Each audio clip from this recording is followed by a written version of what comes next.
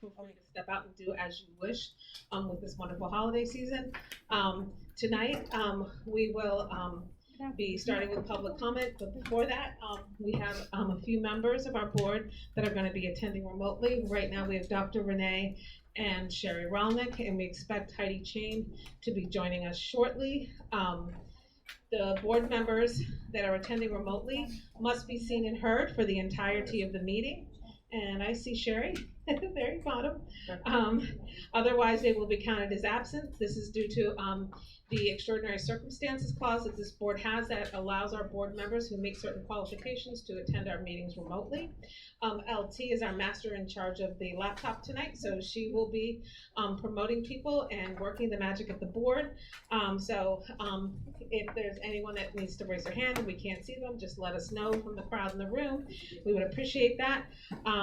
We're going to start our meeting. If everyone would stand with the Pledge of Allegiance, turn the flag. I pledge allegiance to the flag of the United States of America and to the republic for which it stands, one nation, under God, indivisible, with liberty and justice for all. Thank you. Make yourselves comfortable. Okay. Now, we are going to move into the public forum part of the meeting, and we start tonight with the good and welfare reports from board members. If we can really kind of stay good on the mics tonight, if we can remember to use the mics and speak into the mics, and if we could pass down, Gladys, can you pass the mic down to actually pass it up to Jean Silva. Jean Silva's got our first announcement of the night. Jean? Okie dokie. Can you hear me? Turn it on, darling. Hold it. Hold it. Good. Hold it.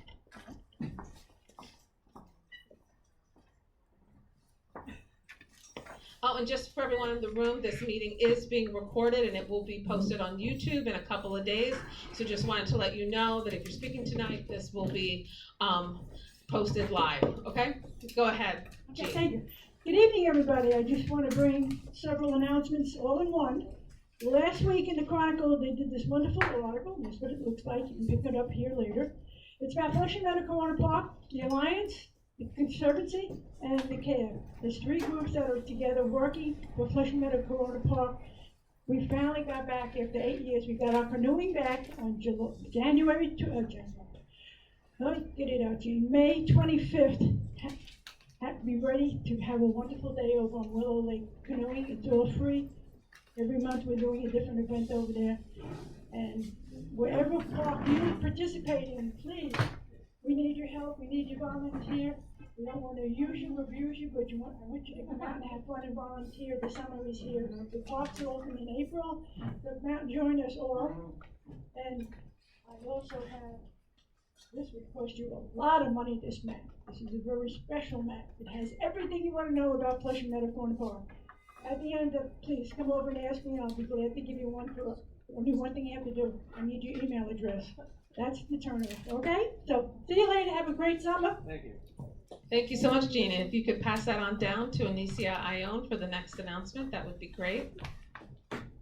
You're okay, then you. Good evening. The Aging and Social Service Disability Committee is going to be a presentation, the intergenerational webinar, Let's Talk with Seniors and Teens on the Media Revolution. Monday, March 25th at 7 p.m. Live streamed to the Facebook page of Common Points Queens. The HOP, the Aging Social Disability Committees, the Educational Youth Committee, and the Health, Mental, and Substance Abuse Committee are among Anicia, the can you- sponsors. Sorry, go ahead.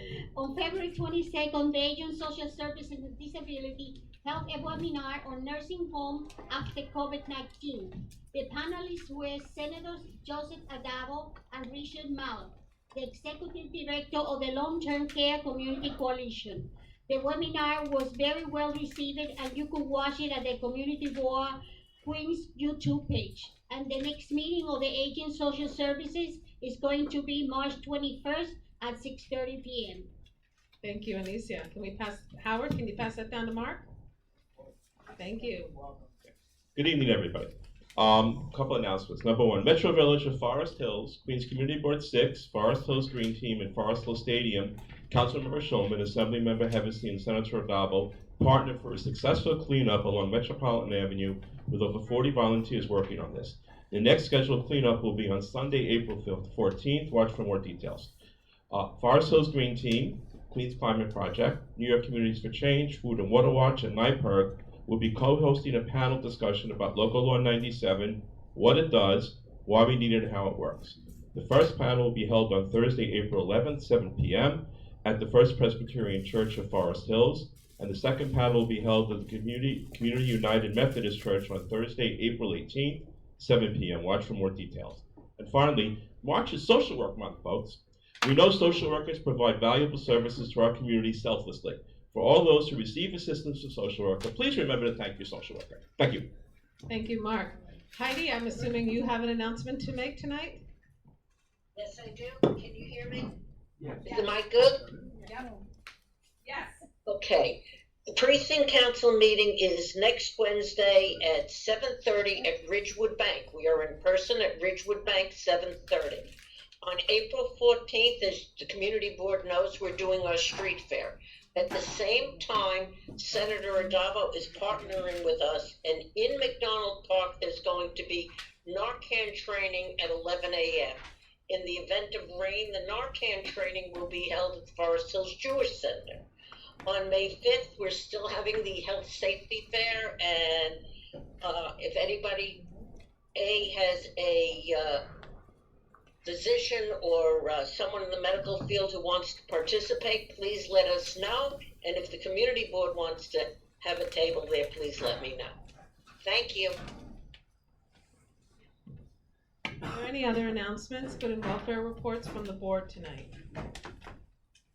Okay, so now we will move into the public comments. A quick reminder that, again, we're still not reading written testimony. All written testimony will be found in the minutes. That's any testimony that is emailed into the office before Friday. So if you know someone that would have liked to have come tonight, they can send us their written comments and we can include them in our minutes.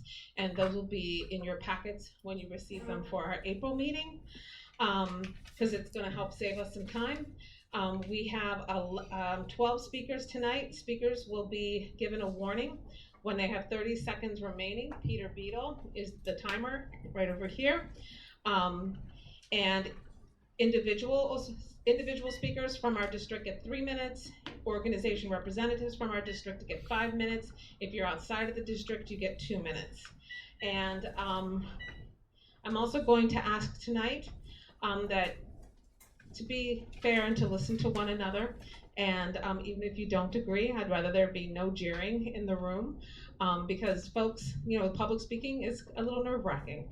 And so I really am grateful for people that come and speak their minds. We need to hear from our community. So I want to call the first person up, who is no stranger to us, Jennifer Martin, from Dignity Memorial Chapel. Thank you. Can I take my microphone? I can give you my microphone. I don't need it. Hi, thank you so much. I always enjoy coming here. My name's Jennifer Martin. I represent 4 funeral homes under one roof about 5 blocks from here. If you're familiar with the Schwartz Brothers Jeffrey Memorial Chapels, we now house Parkside Chapels just before COVID and Sinai Chapels about 2 years ago. We've also launched about 2 years ago our Forest Park Funeral Home, which is our non-sectarian component here to serve the diverse Queens community that we really love. One of the things that we wanted to do, thinking a little bit out of the box, is to do free events for the community, and we've been trying to do them every month. So next week we have Marty Schneid. This is going to be Wednesday the 20th, and I've left flyers over there. Marty Schneid is an awesome historian, and he is coming to do a video presentation on the life of Ethel Merman. So 4 o'clock on Wednesday, please RSVP. There will be nosh, and the parking lot will be available. Next, April 15th, Monday, 4 o'clock, still nosh. We're going to have Irene Feilenbogen, who is popular in the neighborhood and the community. She's going to be doing love songs from around the world, songs in English, French, Hebrew, Italian, Ladino, Spanish, and Yiddish. Also a free event, also free parking, as I said, also nosh. Now keep in mind we are a funeral home, so we like to do things that are not funeral related, but occasionally we do things that are funeral related. Tuesday, April 2nd and Wednesday, April 3rd, we are hosting a pre-arrangement seminar. All the information you'd ever want to know about prepaying for a funeral. This is actually under the auspices of Forest Park, so it's not geared towards the Jewish group, though anybody can come, but the topics that we're going to discuss would be things that non-Jewish families would find more of a priority: visitation, church services, mass, cremation, things that for the Indian community and the Muslim community. The one on April 2nd is 5:30. It's at Tuscan Hills, free dinner. The one Wednesday is at Forest Park Funeral Home. That's 12 o'clock. That's a free lunch. RSVPs are required. No commitment, just come and listen. Thank you again for your time. As always, I won't be here at the end, but there will be brochures, and if anyone has any questions, call me at any of the 4 funeral homes. Just ask for Jennifer. Thank you. Thank you so much, Jennifer. Okay, next up is Florence Arnow. Florence, are you here this evening? I am here.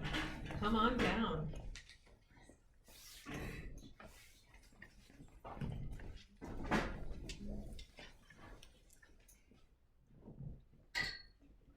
Hello, I'm Florence Arnow. I live in Forest Hills, trying to be quick. I'm here because I'm very concerned about loud aircraft encircling our neighborhoods of Forest Hills and Regal Park.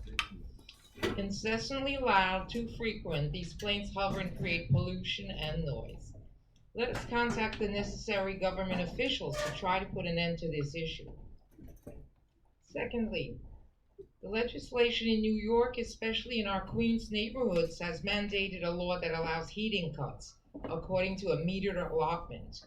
In the colder months from October to May, our comfort is controlled by Rule 97, allowing landlords to cut the heat off at 55 degrees. And if it's 68 in your house, they have a way of knowing that, and they cut the steam so you don't have any way to keep warm. Heating should be given freely in apartments to tenants and not controlled by landlords. Thank you for your attention in this matter. I'm freezing. Thank you, Florence. Appreciate that. And Florence, if you could, when you experience this again, call 311. This is what my advice is to everyone. Call 311, but then call our office, give them the 311 complaint number, and our office can follow up. They can act as an advocate for you to kind of help push this along so that you're not just stuck in the system. So just know we're here. So anything you guys file 311s for, follow up with the office, because we can sort of help shine a little light around it and maybe get some more attention. Okay? Well, so give us one. We'll start with one. A dozen's ambitious. Okay. Thank you, Florence, for your time tonight. Margaret McGovern.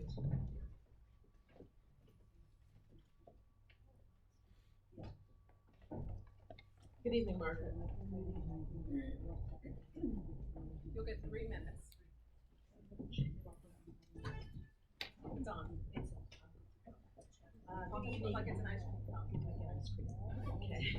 Good evening, everyone. My name is Margaret McGovern, and I'm a 20-plus year resident of TVA Co-op. It has and is a privilege, as you know, to live in this wonderful, vibrant and historical neighborhood of Forest Hills Gardens. In the past, can you hear me now? In the past, sorry about that. In the past, the quality of life has been eroded, especially in the past year or two, due to the new East Side LIR railroad train access. The number and volume of trains passing by and stopping across from our building has increased significantly. The shareholders of Tennis View Co-op are bearing the brunt of the noise increase, especially those living in the front of the building where the noise from the trains are being felt and are being heard. Now, I don't live in the front of the building. I live in the courtyard area where one would think I would shield it somewhat from the constant train noise. Can you hear me now? Right up there, okay. I live in the courtyard, and one would think I would be shielded from the noise, but that's not true. I, as well as other residents, hear the trains passing by and stopping at the station. I'm experiencing sometimes the vibrations to the point where the objects on my bureau and the windows sometimes vibrate, and it affects my quality of sleep at night. Really, yes. And while I am in my apartment in the daytime, too. My belief is that a substantial wall needs to be built to mitigate this noise. Now, at this point, excuse me just 1 second here.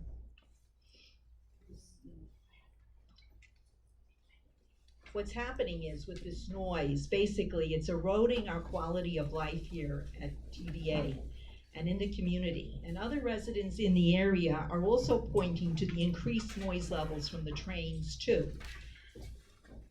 Originally there was, and historically, a significant wall that was taken down by the railroad, and this wall helped to mitigate the noise level. And we have a photo of that, of course. And a professional sound study was certainly, is evident. We have it, and the noise has increased from 20 decibels to 85 decibels.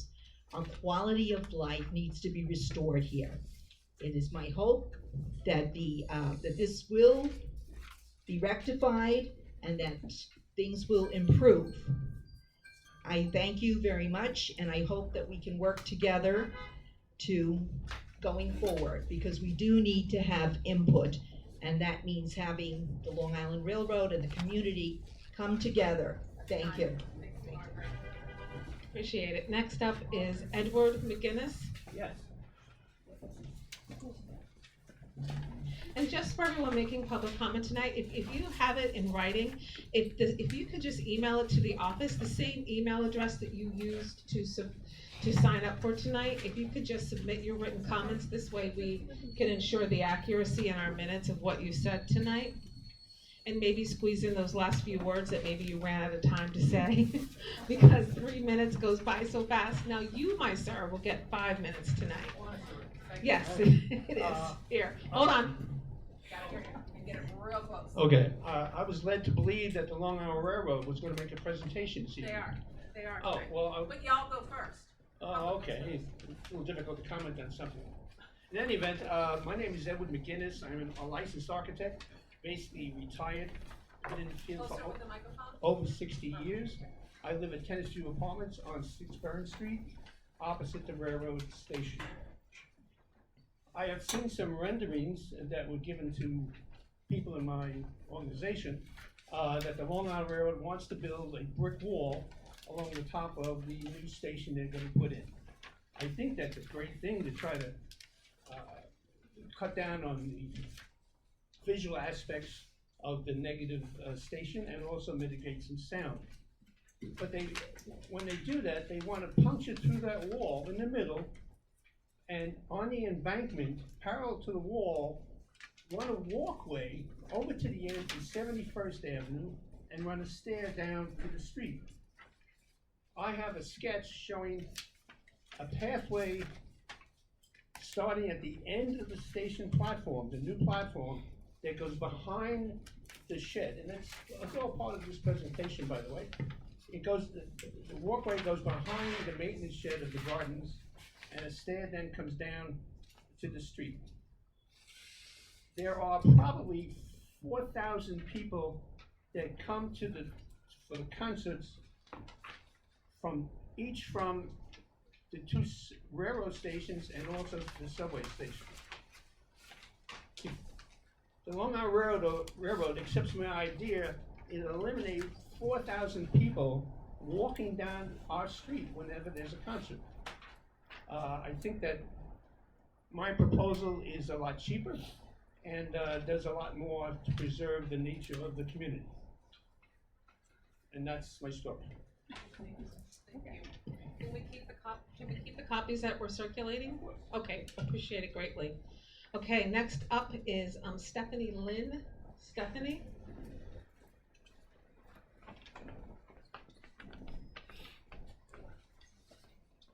Good evening, Stephanie. You'll get 3 minutes. Hi. Yes.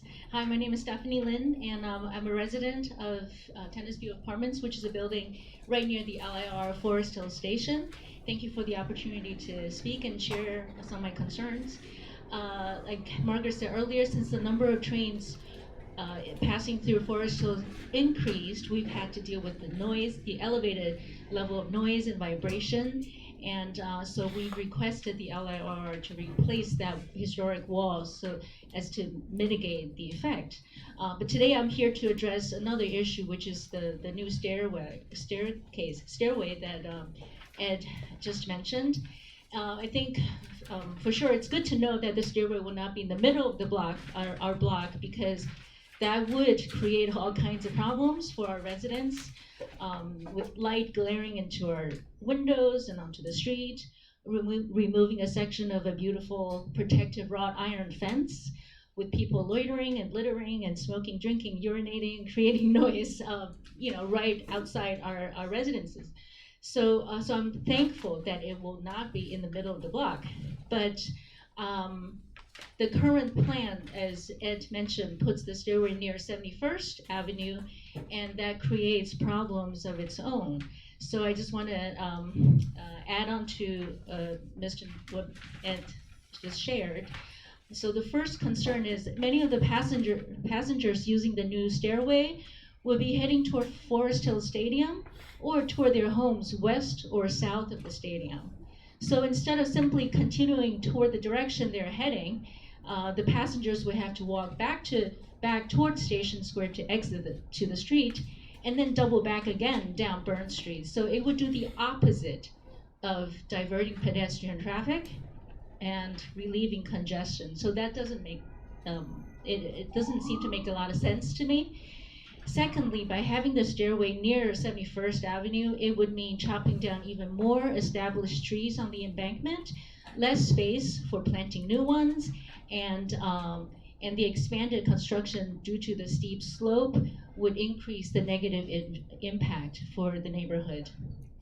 Finally, and I think most importantly, the proposed stairway is tucked behind an existing station structure, and that location is hidden from view, inviting people to loiter, or even worse, to inviting potential criminals to hide.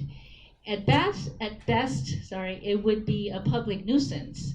At worst, it would create a major security problem.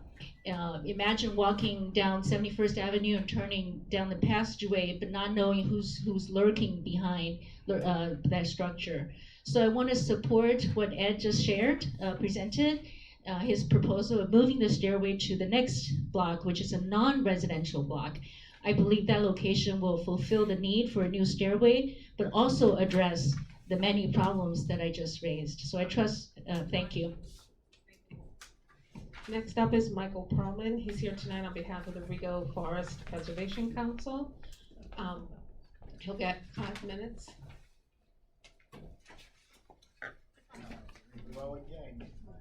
Good evening, Michael. Thank you so much. Good evening, Community Board 6, LIR staff and residents. I'm Michael Perlman, Chairman of Rego Forest Preservation Council, which advocates for the preservation, commemoration, and beautification of historic Forest Hills and Rego Park. I view the LIRR's rendering for Forest Hill Station. It is beneficial to construct the accessibility ramps and heat the pavement, as well as introduce a permanent extended platform to the west of Station Square with a shelter for passengers. And I want to say there is a right way and a wrong way of proceeding in terms of designing it. And nowadays, there's much dialogue that revolves around greening our communities, but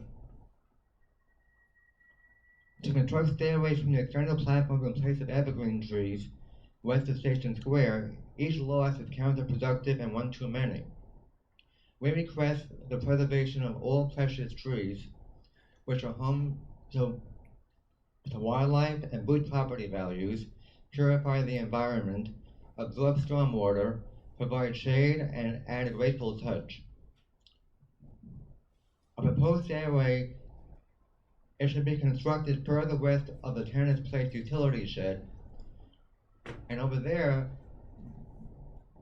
there's no currently any trees. The stairway within itself appears obtrusive and austere, and it does not respect the historic status and charm of Station Square and Forest Hill Gardens. Same holds true with the overhead passenger shelter. We request the LIRR to head back to the drawing board and design a Tudor and arts and crafts style platform, overhead shelter, and appropriately situated steps for our iconic station. Inappropriate aesthetics can have a domino effect on Station Square and throughout a standout community. Station Square is named one of the finest public spaces in America by architect Robert A. Stern, former dean of the Yale School of Architecture and founder of architectural firm Ramsar. Numerous historical events also transpired, including the annual July 4th festivals, where Colonel Roosevelt delivered his 100% American Unification speech on July 4th, 1917 at Forest Hill Station. Adjoining the LIR station are pedestrian bridges and arched underpasses, as well as the Raleigh Apartments on the east, Marlborough Apartments on the west, and the iconic Forest Hills Inn. Near the evergreen trees is the historic Tennis View Apartments. Collectively, the station and its counterparts are acclaimed as a centerpiece of Forest Hill Gardens, a model residential community inspired by Sir Ebenezer Howard's Garden City movement, and designed by foremost architect Rosemary Atterbury and landscape architect Frederick Law Olmsted Jr. The Tudor and arts and crafts style Forest Hill Station exists in a largely intact and picturesque state since 1909. Nevertheless, the architectural and historically significant Forest Hill Station, along with lush trees, flowers, and bushes, was endangered last summer and is currently at risk again in a modified form. We respectfully request a historically minded approach where architectural style and existing greenery are part of a collective first, in conjunction with accessibility and safety. The citizens of Forest Hill Gardens and Forest Hills and other neighborhoods ride your trains daily, so please come aboard and respect our wishes by presenting us with revised renderings. And I want to say as well, Forest Hill Station and Station Square and the Forest Hill Garden in its entirety is featured in its publication. Historic District Council and Regal Forest Preservation Council collaborated, and it's featured over here on page 8. And I want to say additionally that another publication is published recently honoring Regal Park. And thank you very, very much. A pleasure. Thanks. Okay, next up is Russ Gundlach. Russ, are you here this evening? He had a flat tire. He had a flat tire. A flat tire? Yeah. Oh, that's unfortunate. Yeah. Okay. All right, so moving along, next would be Naman Barak. Yep. Barak, okay. Barakat. Yep. Okay, sorry. That's okay. You would think with the last name Dimitriadis, I'd have anything. Don't worry about it. Okay, Naman, you'll get 3 minutes. Okay, thank you. You're welcome. Thank you. Thank you all, and appreciate you all being here. Like a number of others in this audience, I also live in Tennis View Apartments, and the reason I'm here is because of my very serious concerns hopefully I'm wrong, as to what LIRR is proposing to do. And that is to build a staircase right at the beginning of 71st Street, which is the entrance of Six Burns service entrance. Private street, a lot of cars parked up there. My question is, if I'm parked up there and you put a staircase there for argument's sake, your loved ones come to pick up your wives, your husbands, your girlfriends. Cars are going to be parked, double parked, triple parked. How am I going to get out of there if I'm parked? A major traffic problem. Okay, I don't see how the railroad would be seriously consider doing something such stupid. I'm serious. Secondly, there's going to be, if indeed there's a staircase there, there's going to be indeed a stadium lighting that's going to be shining right into apartments. Come on, guys, give me a break. Are you guys serious? And thirdly, with so much more traffic coming down that, you're going to see so much more people coming in. A lot of more criminal activity is going to be encouraged. I mean, without the staircase, I've had soda cans thrown at me. What else am I going to be thrown at after this? I think, seriously, if the Long Island Railroad really wants to do it, they've got to come up with a very serious reason as to why they want to do it. And thirdly, I really think and really hope that the rumors that we're hearing are absolutely wrong. Thank you. Can I get a clarification on the light? We're not talking about light from Forest Hill Stadium. Are you talking about proposed lighting from the railroad, from the actual railroad? Okay, I wanted to clarify that, because when you say, To minimize so-called criminal activity. Okay? okay, A major problem for us. understood. Thank you so much. So the clarification isn't that there's concern about lighting from the stadium. This would be increased higher intensity lighting that would be provided at the railroad station in order to provide secure passage home. So that's what your concern is, correct? Okay, thank you for that. That's important. Appreciate you tonight. Next up, Jerry Mastriano. Jerry? Good evening, Jerry. Come on down.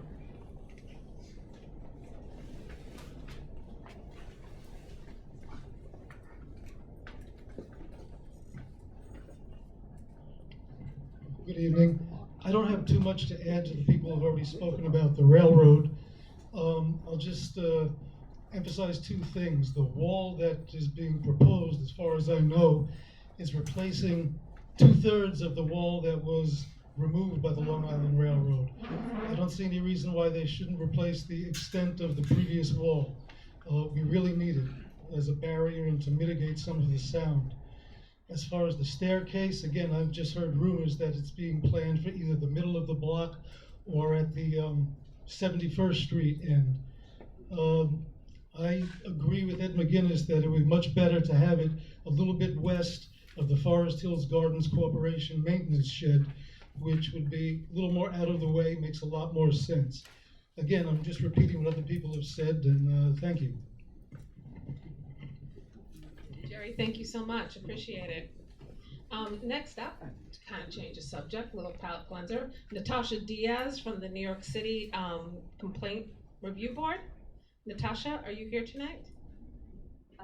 Come on in. The water's warm. You just got here? Wow, okay. You'll get 5 minutes, Natasha? Yes. And we won't start that 5 minutes till you get on up here. No, come, you can come this, no, this way, straight, you were right the first time. Sorry. You were right the first time. Okay. Glad to have you. Hello, everybody. Here you go. My name is Natasha, come on, take a mic. Because we're recording and we want to get every word you're saying. Thank you. All right. Hello. Good night, everyone. My name is Natasha Diaz. I am the Queens Outreach Coordinator for the Civilian Complaint Review Board. I'm here to introduce myself and also to let everyone know that we are doing participating in voters registration. So if you have any agencies or organizations that would like to, or constituents, or anyone that wants to register to vote, we are participating in that. And also, I'm going out and educating people about the CCRB what we do, our jurisdiction, and so on and so forth. So again, this is just my introduction, and to let everyone know that voters registration, we are participating in that. We do have an initiative, and you can check our website. We have stuff on our calendar about where we do voters registration. And again, my contact information is also on the website. So again, that was just my introduction. So I came out to introduce myself. Good night, everybody. CCRB at nyc.gov. No problem. Once again? Repeat that, the website. CCRB at nyc.gov. That's the email. No. That's the website. That's the website. That's the website. At NYC. No, you mean CCRB.nyc.gov. .nyc.gov. Sorry. Okay, so yes, again, I'm just out to introduce and let everyone know that we are out here. Okay, good night, everybody. Have a good night. Thank you, Tasha. Nice to see you. Okay, next up is Anthony Opicio from the Forest Hills Gardens Corporation. Anthony will get 5 minutes. Nice to see you again. Nice to see you. Doing good. Caffeinated and ready to roll. You kept the room warm. Thanks. Just a minute. I don't need much. I mean, I heard a lot of people here. I want to just say that. Sorry about saying, but thank you for everybody who's coming here from TVA, from other places within Forest Hills and outside in the perimeter. It's very important because, much like many of you spoke, the historic nature of Station Square is something that we need to keep, and it's paramount that we mindfully take the right approaches. I want to let you know just that we've been talking with the Long Island Railroad. We just met with them. They're here today. They were going to give a presentation. Our position is relaying exactly what you said. So I want to let you know that the elevators were a big concern for everybody when they weren't here. Placement was very important. We worked very closely with Community Board 6 also to see if there was an option for that. Since that's been off the table right now, we're looking very diligently at other impacts. So I know everybody wants the wall. The former president of Forest Hills Gardens Corporation is also on my board too, and I've carried out exactly what he said along with Inaguasto. He is here tonight, and other people who have expressed the same concerns with that wall. We put it first and foremost. We also put the stairwells. That's a very important thing, and I've expressed just pretty much what everybody has said in addition to their safety concerns. So I want to just kind of let you know, number one, that we are speaking with them and bringing forward some possible solutions. We have not agreed to anything as of yet. I think we're getting closer to things, so I don't want any rumors to go out there. There were rumors even 6 months ago that we had closed door meetings with the we did not. As a matter of fact, at the Community Board 6 meeting in Regal Park that was specifically designed for the presentation, that was the first time we saw it in its entirety with renderings and drawings and whatnot. So we are taking it very seriously because anything that is a change is a change. I want to mention the original design and use and intent is in the square. When you think of Station Square, the square is where the station is to be commercialized. So this new concept is something that we brought to Long Island Railroad. You're introducing a concept to a residential portion out of the square, both on the east and west southbound sides, which is going to impact people. I want our residents to know, and everybody else, that unfortunately with 88 rules and compliances, but also with code, we are mandated to upgrade. So we have to find a balance. So you have to understand too, Long Island Railroad, they're under a lot of fire too. So I'm going to try to look at both perspectives, and I'm going to bring that element to everybody to see. As they're coming up here, don't kill them or anything like that. They're just trying to do what they're supposed to do. And there's a big lawsuit in New York State, right, for ADA upgrades. And so they're mandated to come in here and do things. Now, our station is grouped with 2 other stations, which are much more complex. And if we don't do something with the funding, it goes apart. And this also does benefit a lot of people. So just keep that in mind. Doing it right is important, and we should have done it maybe a little bit more diligently. I think we all agree. But I'm just trying to find a balance to move forward. Okay, so you might not like where the placement of those stairs are, you might not like all that, but it's not gonna be a straight L cut. We're looking for an architectural design that respects the Olmsted design. As we heard, you know, that's very critical. Also, safety, security, what kind of impact people are coming at night. I have friends and family that live in TBA. I have friends and family that live all across Burn Street and everything like that. We're gonna do our very best. So just know that your concerns are definitely first and foremost. I will also mention the extension that you guys are proposing towards the yards. Why is that not feasible? There's a cross bridge there, and that cross bridge does not allow the platforms to extend in that direction, and you cannot extend even platforms with anything in that direction for many reasons, which I'm sure Long Island Railroad could go into. The second interesting point is that there are a lot of people who have been followed from Station Square going down Burn Street in that direction. There's a lot of safety considerations going into our yards, which people have jumped the tracks. And when they jump the tracks, they've gone into our rail yards, which is where our maintenance crew houses all our machinery and everything. But there is no wall there. There are safety considerations for many things. So it's not that simple just to move it out of the way. And this won't stop concert goers from going in front of your streets. There are 14,000 people. So keep that in mind that you're still going to be using both. This is also used for an egress, emergency egress. So I'm sure the Long Island Railroad will talk more, but there's more to consider is what I'm saying. So thank you for your time. Next up is Anna Guasta.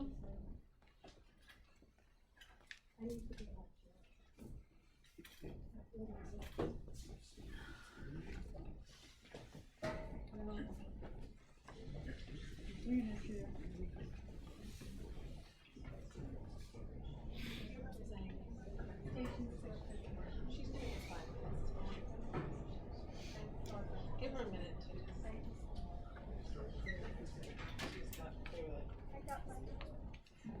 She's got loot, folks. Thank you. Here, I'll give you the microphone. I think you'd like that.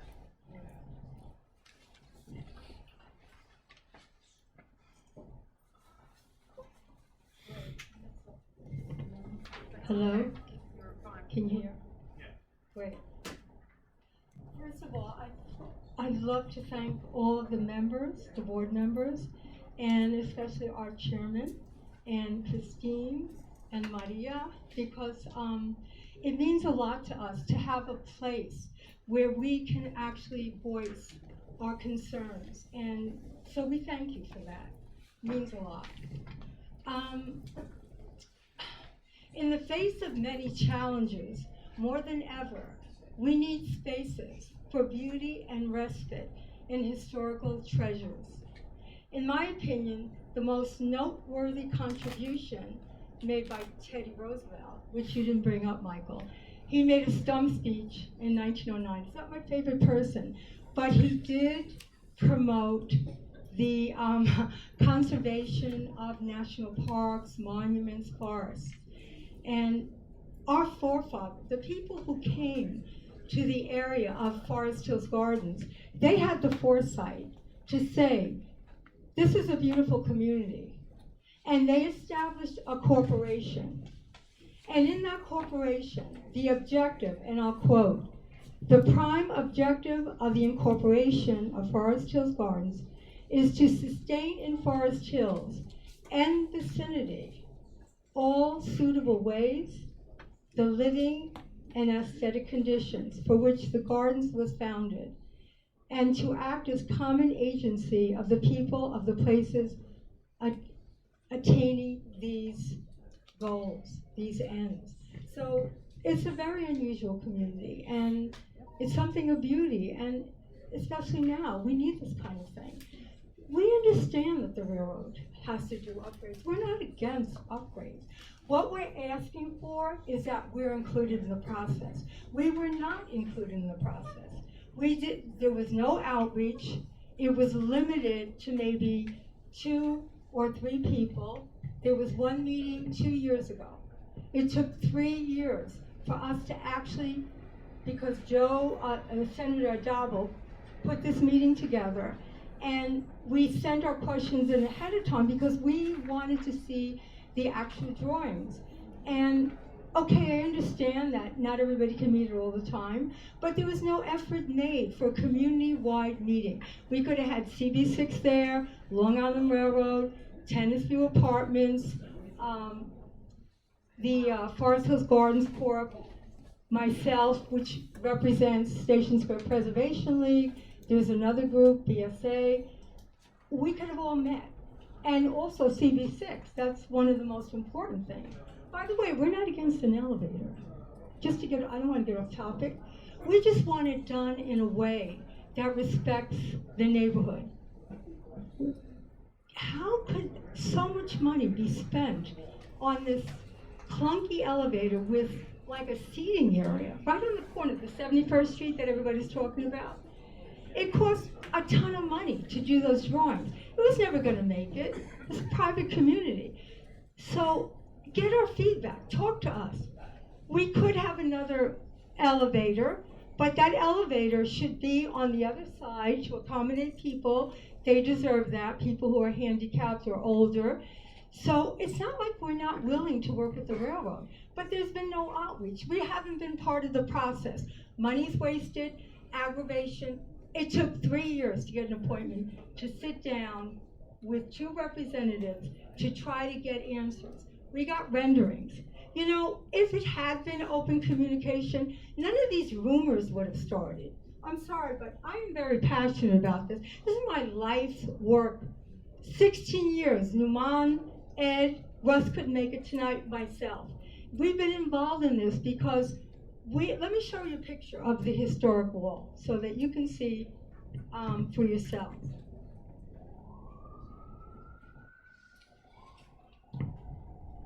Because it really isn't hyperbole. We got this on eBay. It's very unusual that we were able to get this. Okay. One last thing.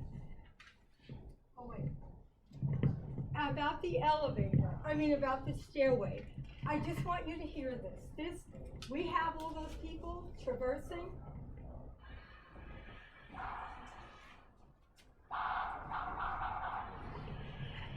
These are the concert people.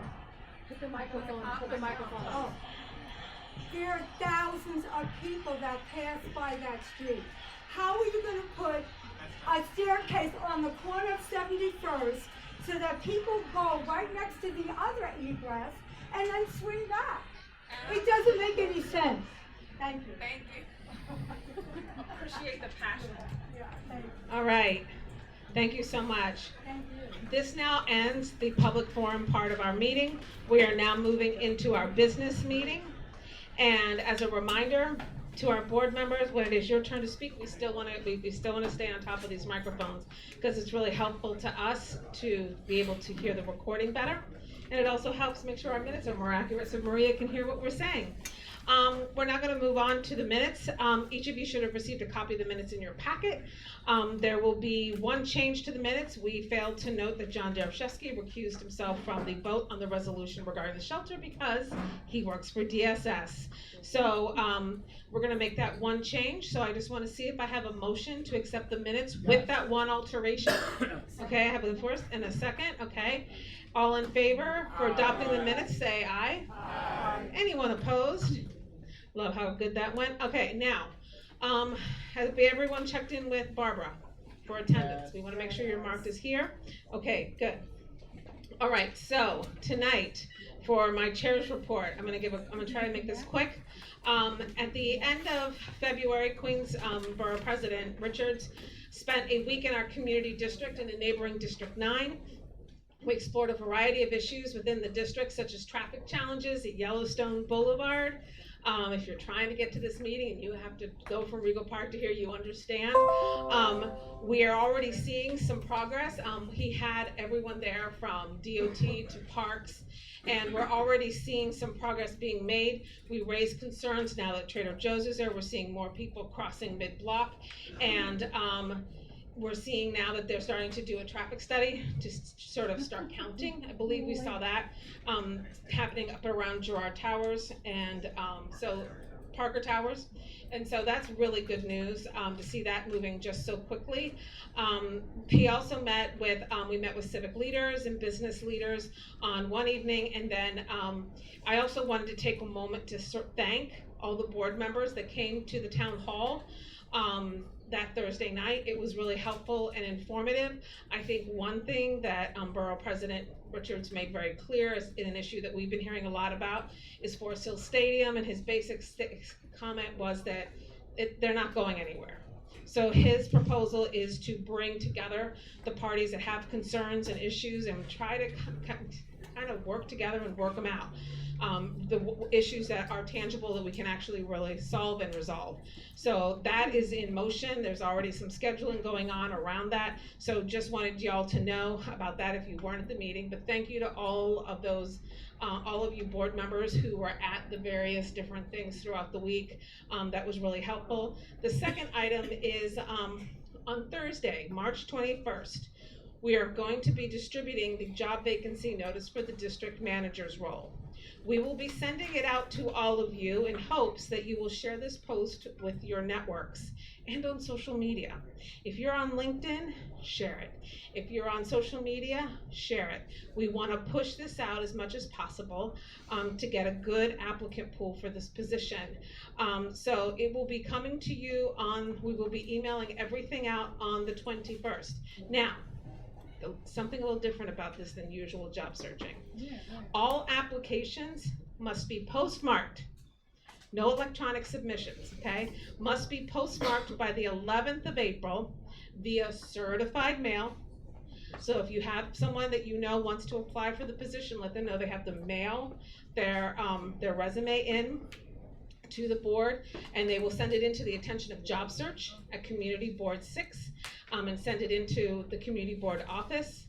And just to make it clear again, electronic submissions will not be accepted. Okay, so that is where we are with the district manager job search. We will have all applications, and come the end of April, we will begin reviewing all of the resumes and so on that come in. Number 3, a reminder that our April meeting is going to be a little early next month due to holidays, so it will be Wednesday, April the 3rd, and so you'll be getting that agenda pretty soon because it is literally right on our tail, and we should have new board members like we get every April. So we should have a slew of new board members joining us for our meeting on April the 3rd, fingers crossed. A few upcoming events to flag for you. Sunday, April the 7th, the Queensway is hosting a CB6 exclusive walkthrough of the right-of-way for the current phase of the project with details to come. Karen will be getting those to us, and it is open to everyone, not just the committees that have been working on the right-of-way. And so we're opening it up to everyone. It will be kind of mid-morning-ish, I'm thinking. 10 a.m. 10 a.m., yeah. And just to give you all an update, today it came out that Senator Schumer and Senator Gillibrand have awarded the Queensway project $117 million and some spare change towards the next phase of the project that will connect Forest Hills and Ozone Park via the right of way, and that will run next to Forest Park. So congratulations on that to the folks on Friends of the Queensway. Also want to remind everyone, Sunday, May 26th will be the Forest Hills Memorial Day Parade. The past 2 years we have marched in a parade and would like to do so again this year, but what we need you all to do is check your calendars, block the date, and if you could let us know between now and May 3rd, so that's a long time, if you are able to march with us, we would appreciate it. Just email the office and let us know that you're able to march. That would be great, so that way we have a kind of an idea as to the number of people that can participate. And then lastly is Saturday, March 23rd, McDonald Park. We're not sponsoring this, but I want to promote this because they do a lot of great work at McDonald Park. They're doing a park cleanup from 10 a.m. to 1 p.m. And they really do a lot of work there. They're going to be doing a lot of cleaning. My guess is they might be doing some planting. You know, you don't have to bring anything. They supply everything. He's very well organized. So please feel free to show up at McDonald Park on Saturday, March 23rd from 10 to 1. And if you're interested in doing more service at McDonald Park, you can follow them on Facebook at Friends of McDonald Park. And that concludes the end of my report. I'm going to now turn it over to Christine for the district manager's report.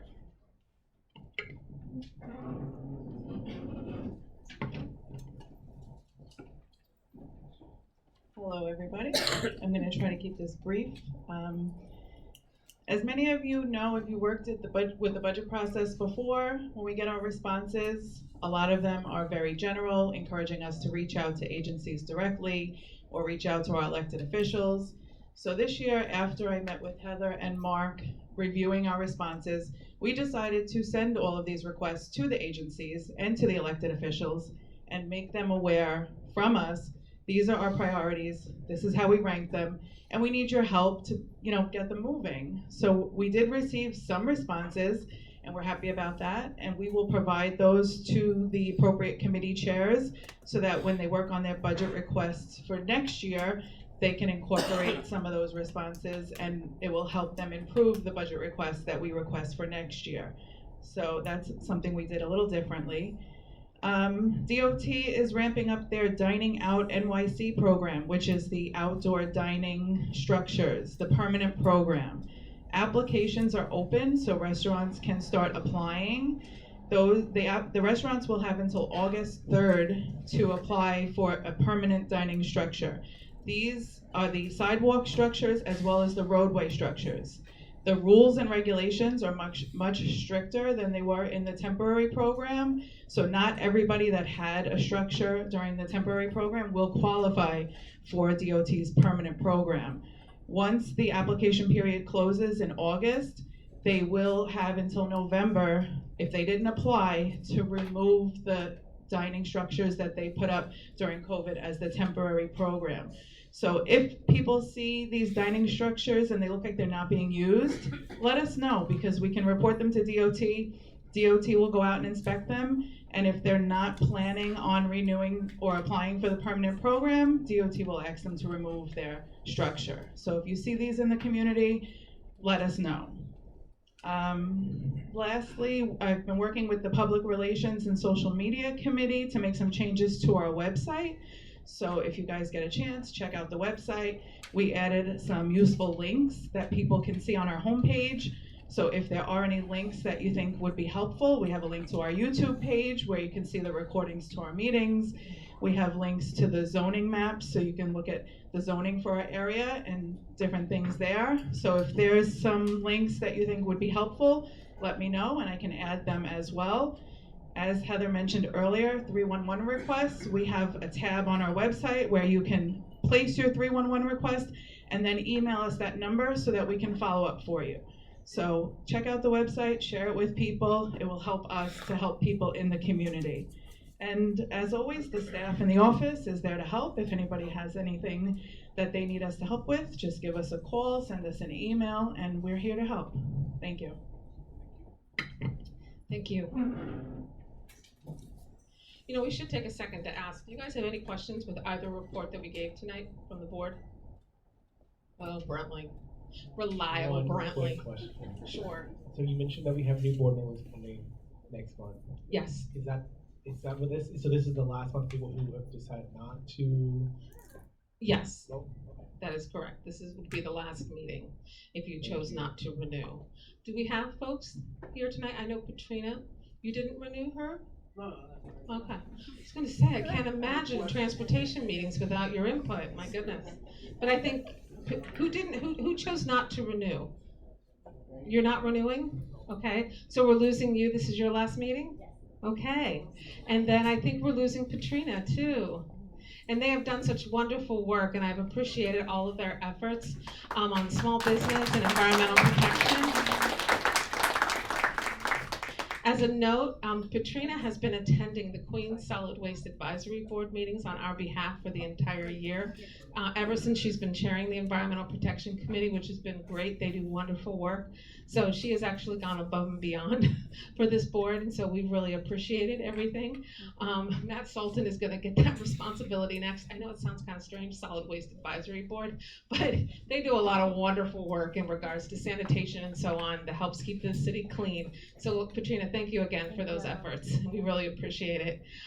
So any other questions? Edwin? One quick question on the deadline for the district manager role. Yes. Is that set by us or? That is set by us. Will you push back after the No. deadline? No, the deadline is the deadline. April 11th, postmarked by, not received by, postmarked by. How is that date? I'm just curious how the date we had to give an appropriate amount of time for folks to apply, but also an appropriate amount of time for us to complete our work before summer break. And we also had to delay our startup process because the board had to pay out our former DM because we owed him back pay on vacation and sick time not taken.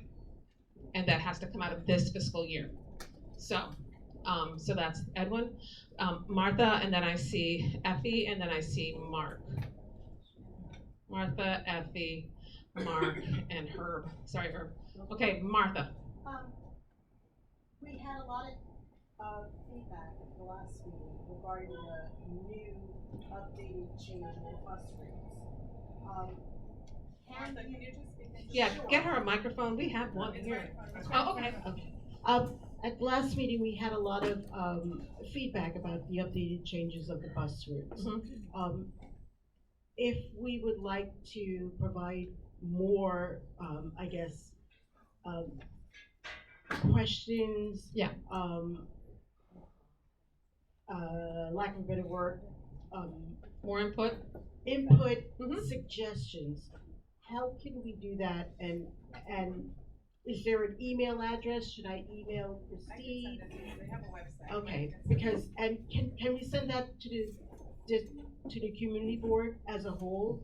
Because I think as we draw closer and closer. Yeah, we did include it in a Friday email, but we could include it again for the board for a Friday email where you can submit your comments online. I missed that. I apologize, but there's a lot in those Friday reports. You're gonna miss something every once in a while. And then there's more. I mean, we go to the grocery store, we forget the butter. I mean, so you're gonna probably miss something. That's fine. So we can do that. We can put it back in the report. We did. Peter compiled a lot of the feedback that we got. We did send them a chunk of feedback. We're not expecting to hear from them anytime soon because they're still kind of doing the tour of all the community boards. So I'm sure we'll hear back once that's all wrapped up and they've had a chance to kind of digest everything, right? Okay. Martha? Yeah, Peter's recommendation is you can actually Google Queens Bus redesign and they should have a link right there. Anything else, Martha? Same note. Are we trying to get them back in here to talk? No. No, Okay, there's so- no, they won't have the bandwidth for that. They've been before us so many times. Okay. Okay, next up is Effie. What's shaking? Just wanted to understand more clearly. Yeah. We haven't had a director hire in many years since Frank was with us for a very long time. Yes. The postmark requirement and not taking electronic submissions, is that in the city charter or is that something we chose to do? Like, where's That this is the coming from? direction and guidance that we were given from Borough Hall. Trust me, as somebody who has done recruiting, who actually worked for a job board, Hot Jobs, if you guys remember hotjobs.com, this is kind of like a little, it's kind of crazy for me to think about a paper submission because it is mad old school, so make sure you use the pretty parchment paper, folks. Seriously. It's a city requirement. It must be postmarked. Like, it is a very strict tied up process. Like, for example, the resume gets certified mailed, it gets sent into the office won't open it, they're gonna stamp it received by date. We're gonna open the hiring team will open up the resumes at the same time all together. We will open them up in the order in which they came in. There are some really strict guidelines that have been provided to us. And we have verified all these processes in writing with Borough Hall. So we're just gonna do as we're told and hope we do it right. Does that answer your question? Clearly very archaic, but thank you.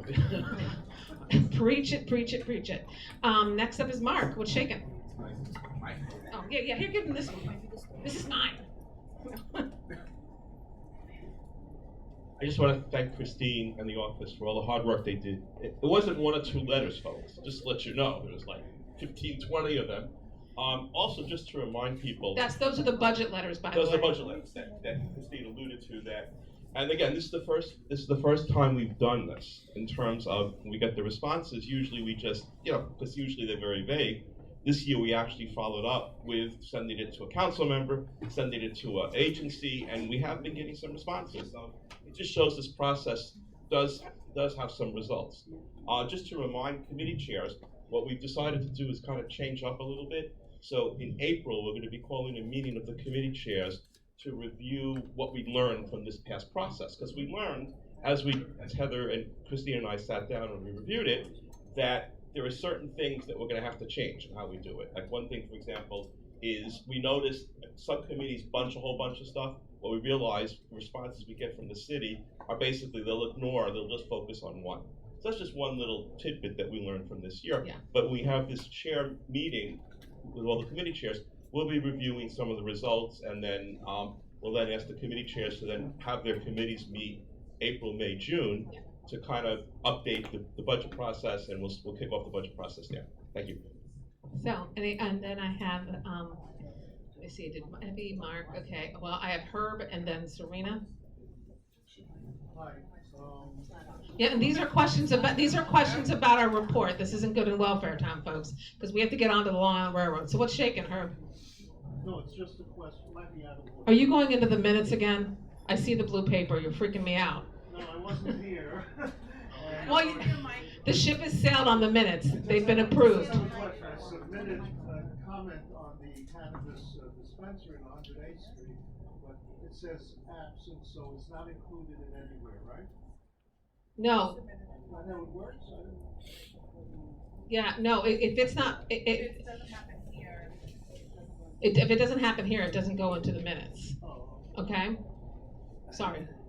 Serena? We renewed our application, when do we hear from them? Your guess is as good as mine. We have nothing to do with the process. We don't see the applications. We don't know who is applying. We only know who gets appointed. And we usually find out just a few days prior, and we are praying because our meeting is so early that we get them by the end of March. So I should assume it's still up next month? Yeah, you should hear next month. Yes, Howard, question?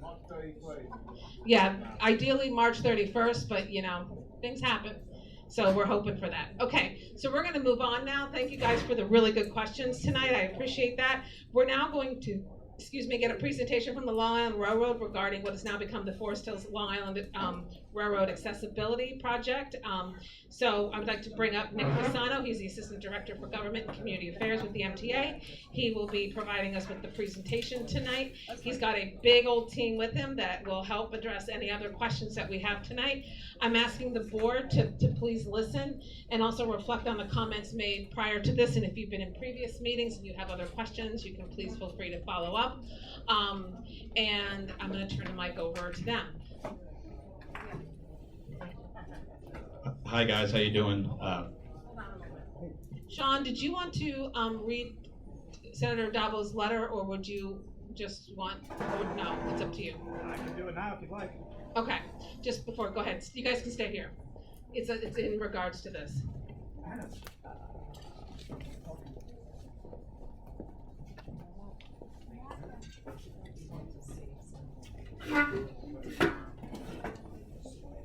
Good evening, everybody. I'm Sean McCabe. I'm Deputy Chief of Staff for Senator Dabo.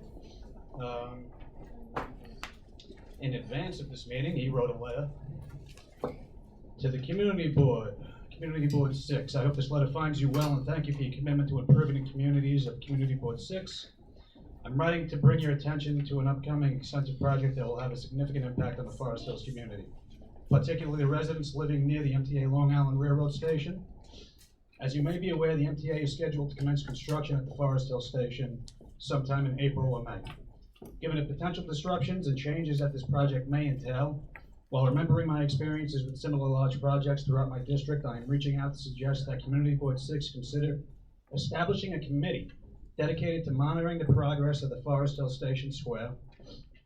This committee would serve as a vital means for updates to be disseminated to the community, ensuring transparency and accountability throughout the duration of the construction process, while answering related issues to the project that may arise. Furthermore, I will strongly recommend to the MTA that it implement a hotline and emails specifically designated for receiving resident concerns regarding the construction. This hotline would provide residents with a direct line of communication to voice their questions, complaints, and suggestions, thus fostering a collaborative and responsive approach to addressing community needs. As a representative of the Forest Hills community, I understand the importance of ensuring that this project is executed smoothly and with minimal disruption to the daily lives of our residents.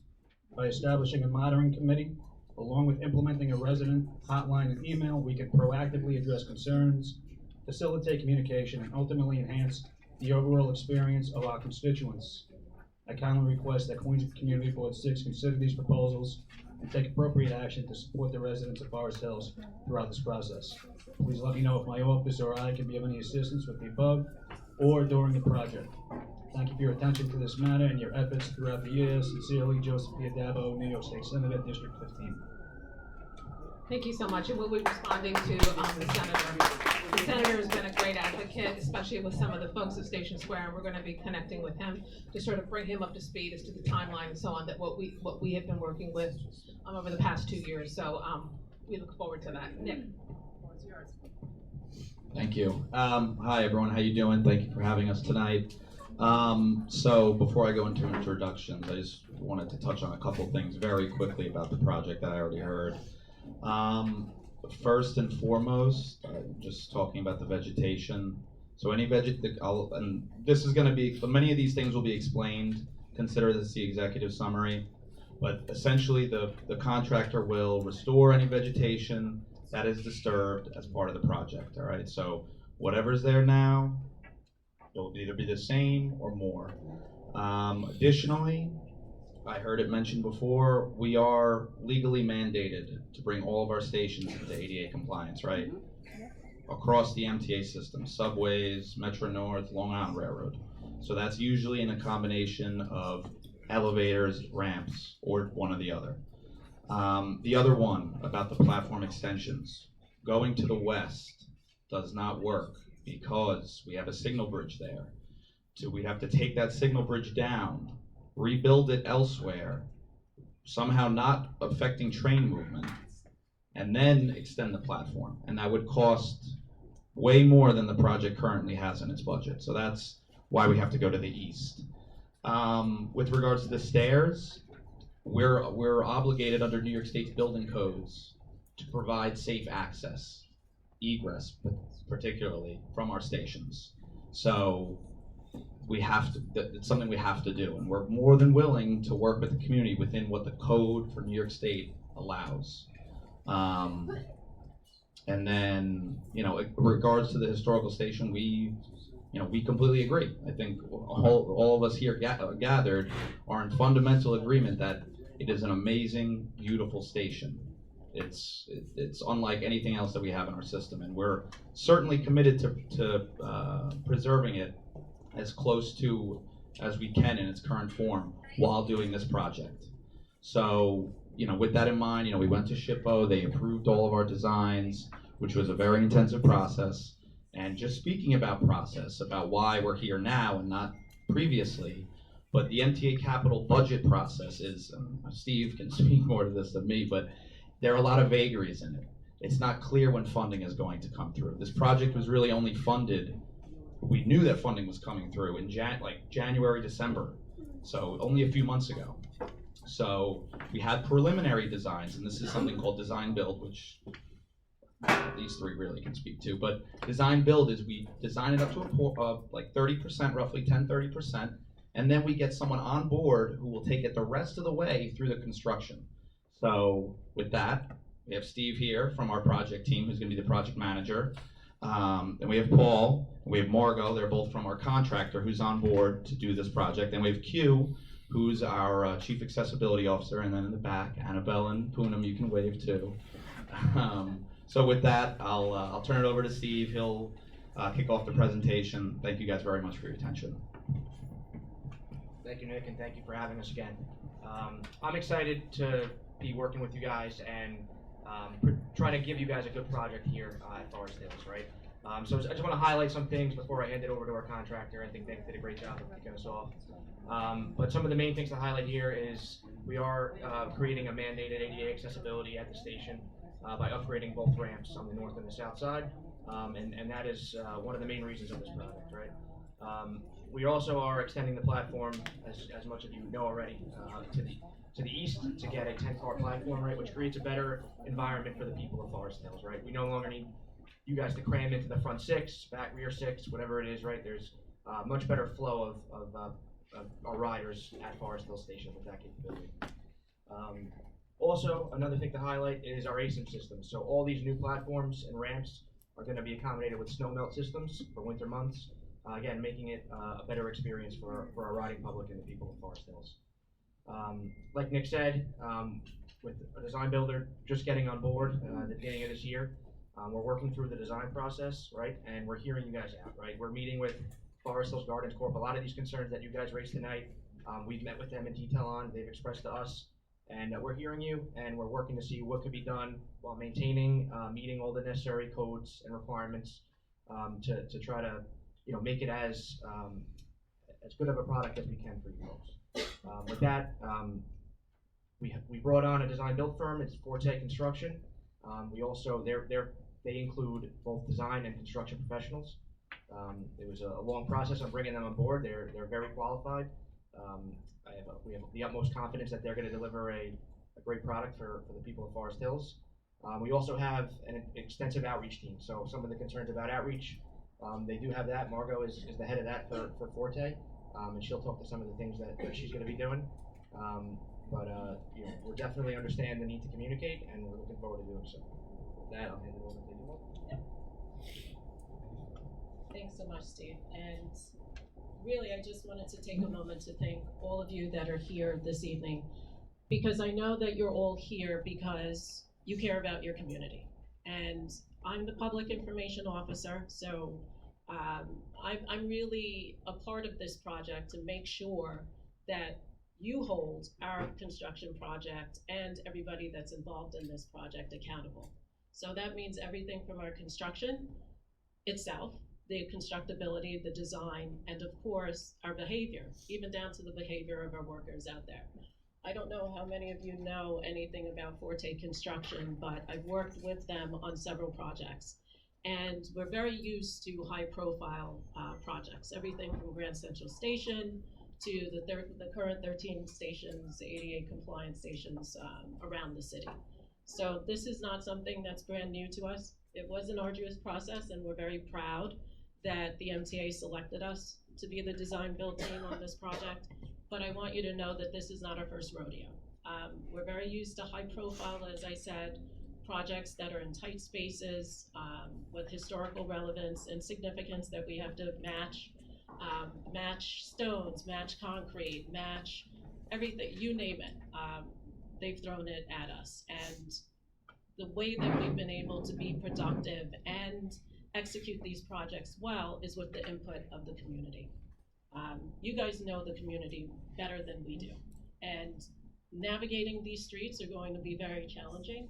And I want to thank the Forest Hills Gardens Corporation because obviously we need them, but we also need you. We need your cooperation, we need your patience throughout the process. So, and transparency is the key, really, from the beginning. I don't know where you guys, some of you guys might have gotten drawings from, but absolutely, Forest Hills Gardens did not have any, prior information. They literally. Can I interrupt you for a second? When can we ask questions? No. At the end, there will be an opportunity for not from the public. Well, there won't be. We can talk outside. Yeah. I am at your disposal, and we actually already do have an outreach email that you can express your concerns, suggestions, anything that you need to us directly, to the project team. And if it doesn't entail us and it should be directed to the MTA, we'll forward it as well. And with that, I hope you guys understand again the design build process. This means that this is the very preliminary stages.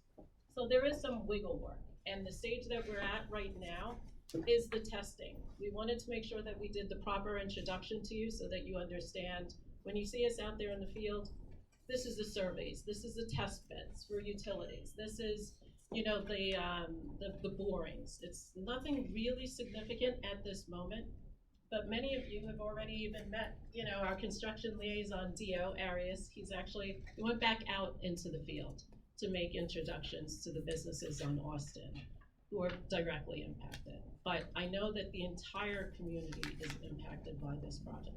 This is transit oriented, so we understand that this project isn't just about communicating to the directly impacted businesses, but also the entire community and commuters. So Alrighty, so we have project overview and benefits. I'm sure many of you are familiar with it. Next. Perfect. I don't know how many of you can see it, but this will be available to you.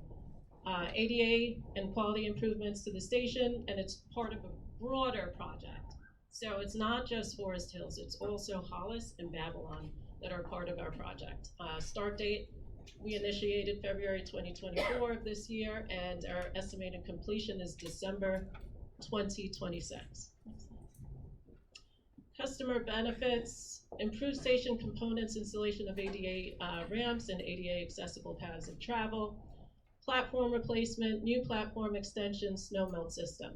All the details, I know it's hard to see again, but anyone who would like a copy of this, please let me know. One back. That's kind of important. That's that's speaking to aesthetics. So additional aesthetics, visual barriers, and it'll be consistent with the historical requirements of this area. ADA accessible ramps again with the snow melt system and accessible pathways from Askin Avenue. So phase one, this is extremely small. I'm not sure if you want to speak to any of the details of this, but again, the phase will start on our east end and then progress to our west end. And hi, ladies and gentlemen. I'm Paul DeSimone. I'm with Forte Construction, the design build contractor, working with Long Island Railroad and Margo and many other subsidies as well. Again, this is a small print of our phasing currently and the preliminary design. This is work in progress. We've heard a lot of your concerns. We are addressing them and discussing them with LIRR as well as the community board. So again, these are preliminary. You can see the staircase on the east end. You can see some of it on the west end as well, on the south side and the north side. It's broken down into 3 phases currently, which we will progress on the southwest side first, or actually southeast side first and north side, and then continue into the west side, and then the middle, which would be impacted, which would be around the plaza and the courtyard in the Burn Street area. We know this is impactful, obviously, to the community. In the next slide, we'll show you that's the second phase. And again, we know this is impactful to the community. We've taken and we're working on all the considerations. We've heard your points on the staircase there on the south side of Burn Street as well. We can go to the next slide, please. And again, as Margo was stating earlier, we're in the preliminary phasing of doing test pits, street evaluations, determining electrical feeds, gas lines, things of that nature, doing topographical surveys. So all the ramps and everything is taken into consideration to restore it back to as close as we can to the original conditions, within the limitations of not following any of the tracks for the commuters, because again, this is all about commuting people back and forth to wherever they be going, all the way out to Montauk, Long Island, and as all the way into Manhattan. So right now we're currently in these phases doing borings, and we haven't started any clearing or grubbing. This would actually mainly consider in the areas that are thick, dense vegetation, which are mostly weeds.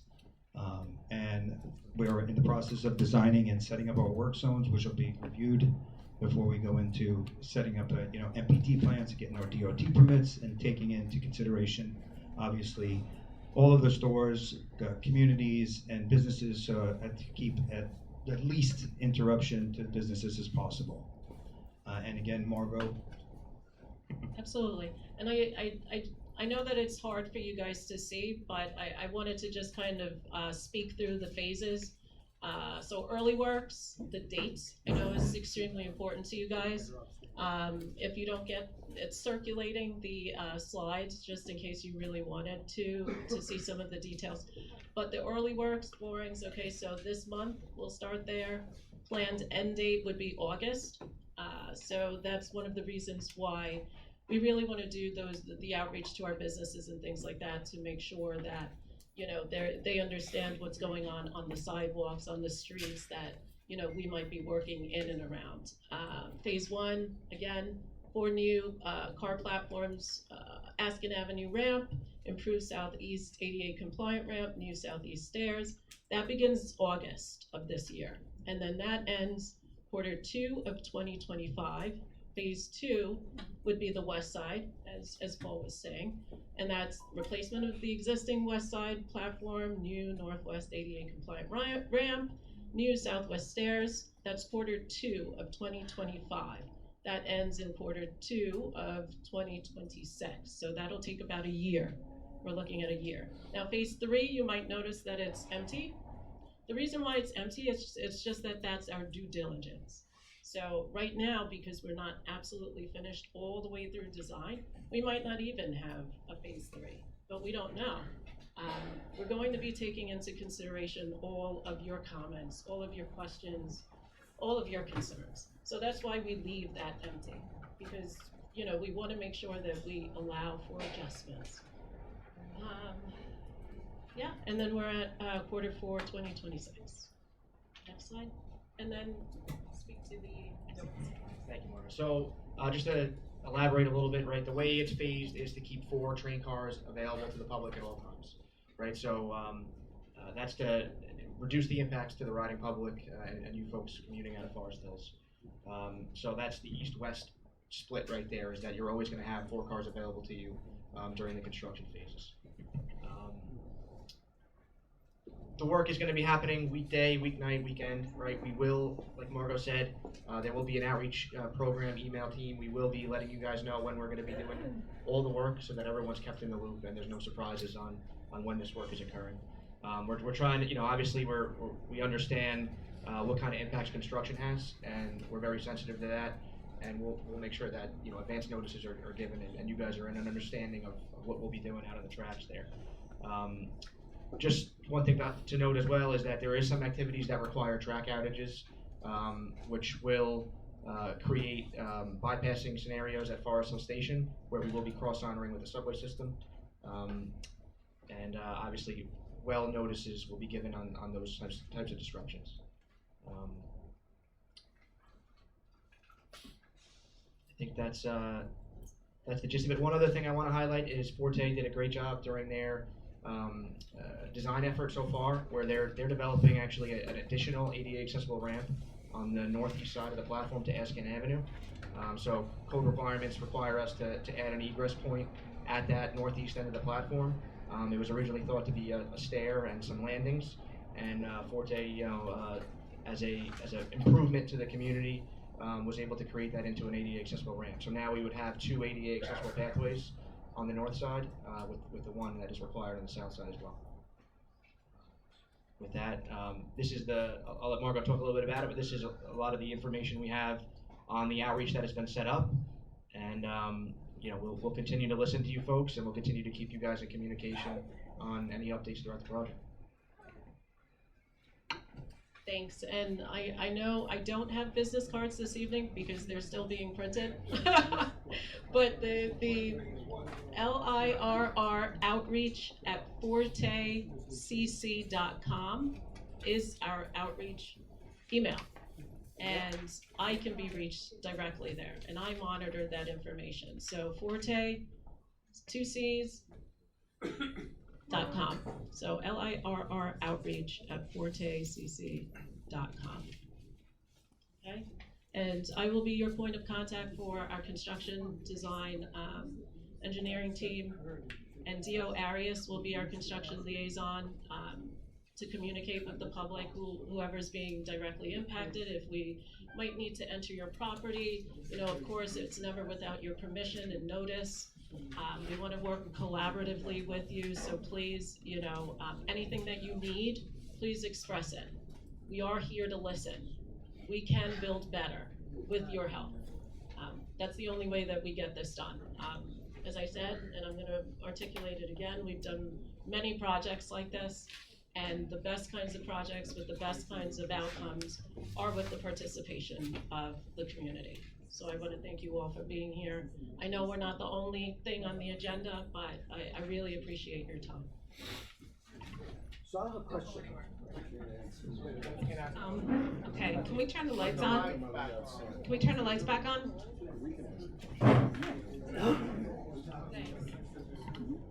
Okay, I'm gonna start, since I'm the chair, I'm sorry. I know you said a lot about that our input is important. I think it's hard for those of us that have been working on this project to take that with any real credence, because our input was elevators.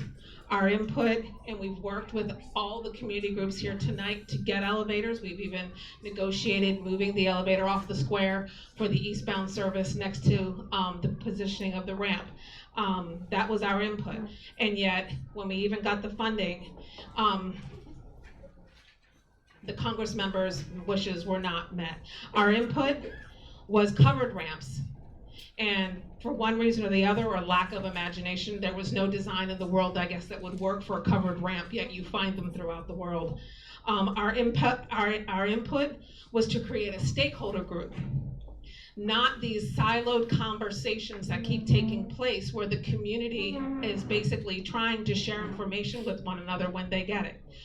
We didn't see pictures of the staircases. We got them from somebody else in the community. We got this community board, the city agency that represents this community, got the pictures that showed the renderings that a lot of money was spent on for the elevators, for the initial design. We got those through people in the community that felt like we needed to be looped in. So when we're being told that our input is important and we're being ignored about the elevators, we're being ignored about the covered ramps, we're being ignored about creating a stakeholder group to streamline the process that our senator tells us that we're supposed to have.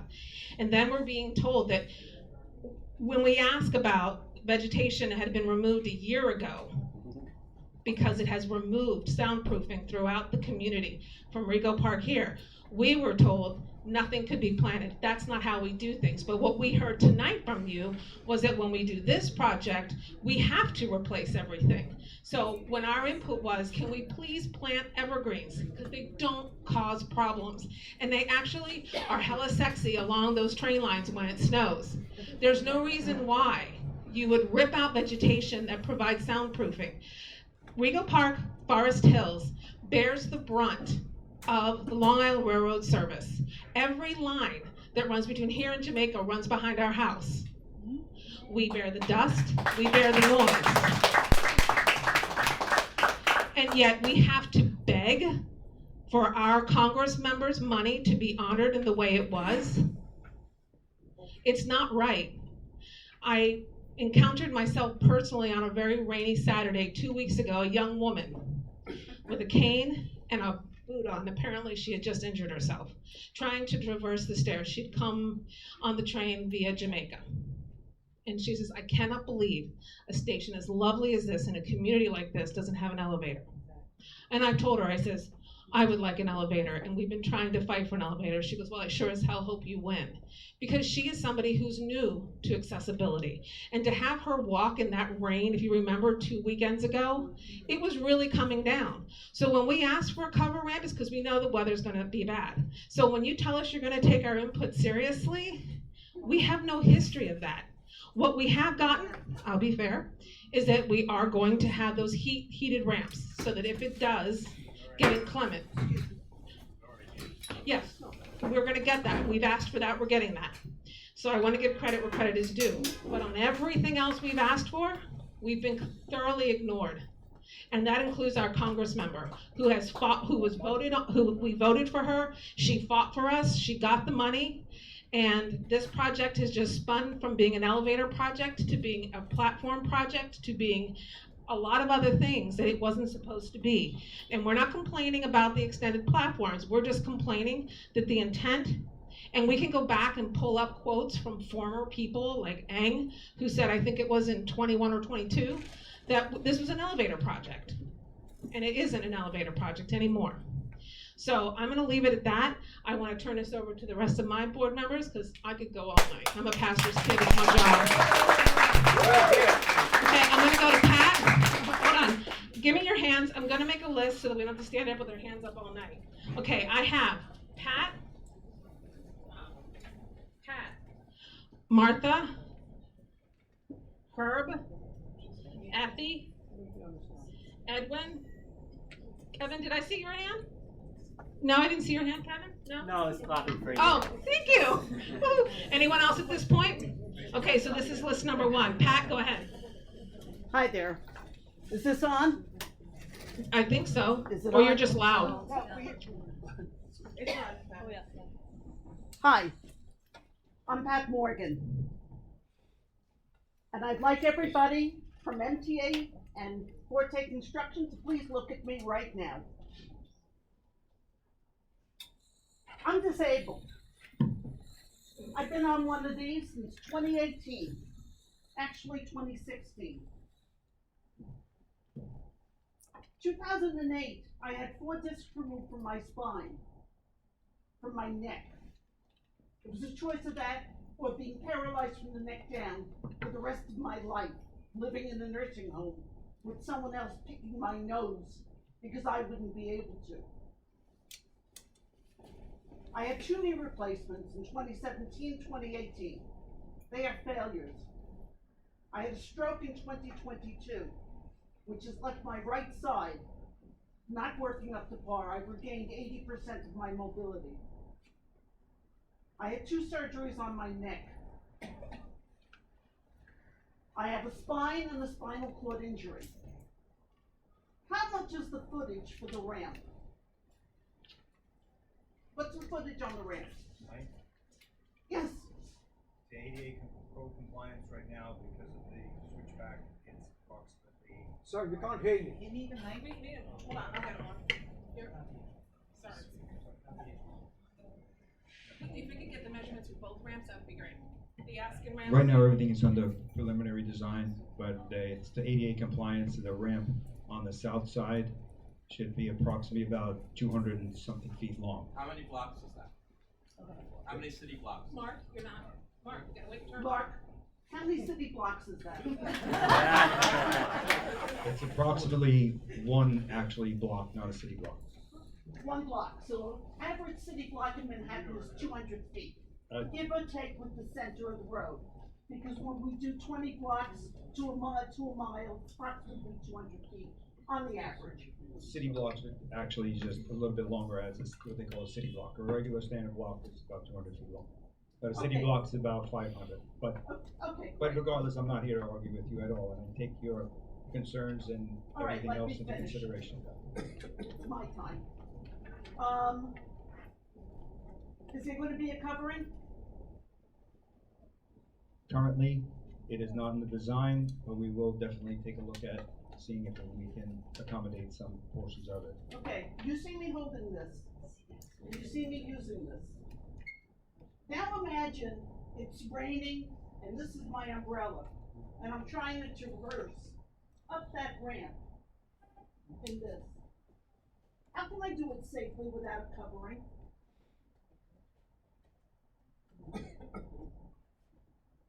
I hear your concerns. Great, so when are you gonna put in the covering? I don't know.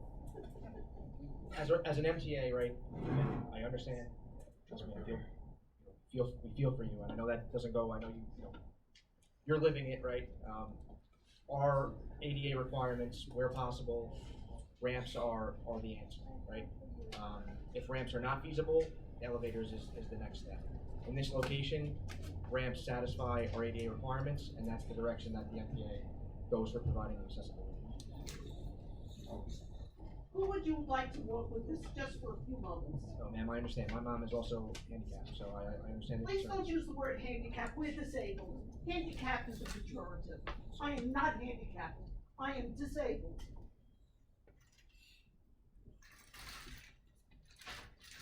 Pat, is it okay if I call in Martha now?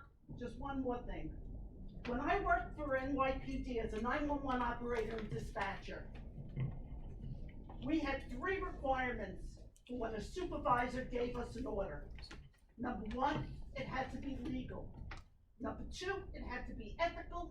And number 3, it had to be moral.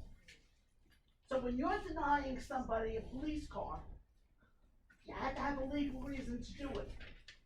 You had to have a moral reason. You had to have an ethical reason. You're now making somebody walk an extra block out of their way, carrying an umbrella, trying to make it up the ramp to make something legal. But you've forgotten the other part, making it moral and ethical. And with that, I say, how dare you?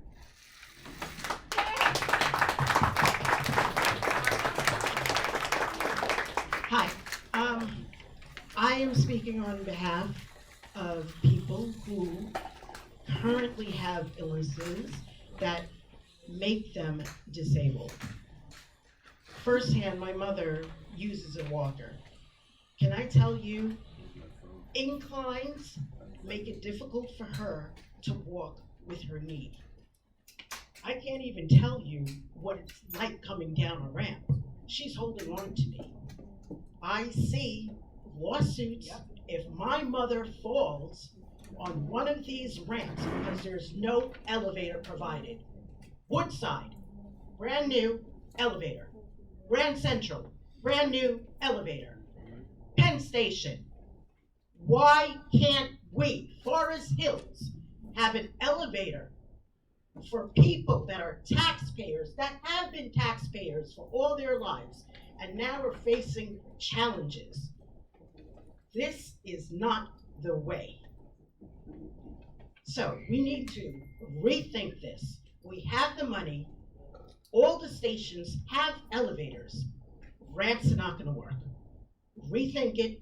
Find out where we can build elevators to help people that are now older in their lives. Check out the demographics in Forest Hills. Most of them are olders.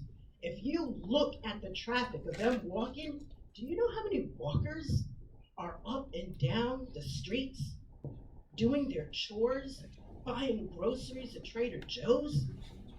They're not using wheelchairs or canes. They're using walkers. This is unsafe. Okay? Thank you. Thank you.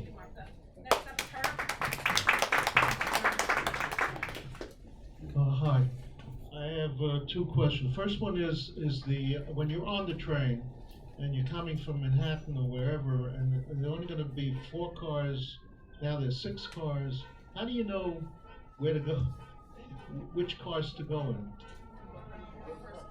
So, and if you have a wheelchair on the and you're in that train, how do you know where you're going to go? And then it's going to be reduced from 6 to 4 cars. Where is the 4 cars? Is there an announcement? Is there something made about where to go? And if they say the front of the train, how do you know which way the front? Well, you know the train, but how far front do you go? So I'm just theorizing where about that.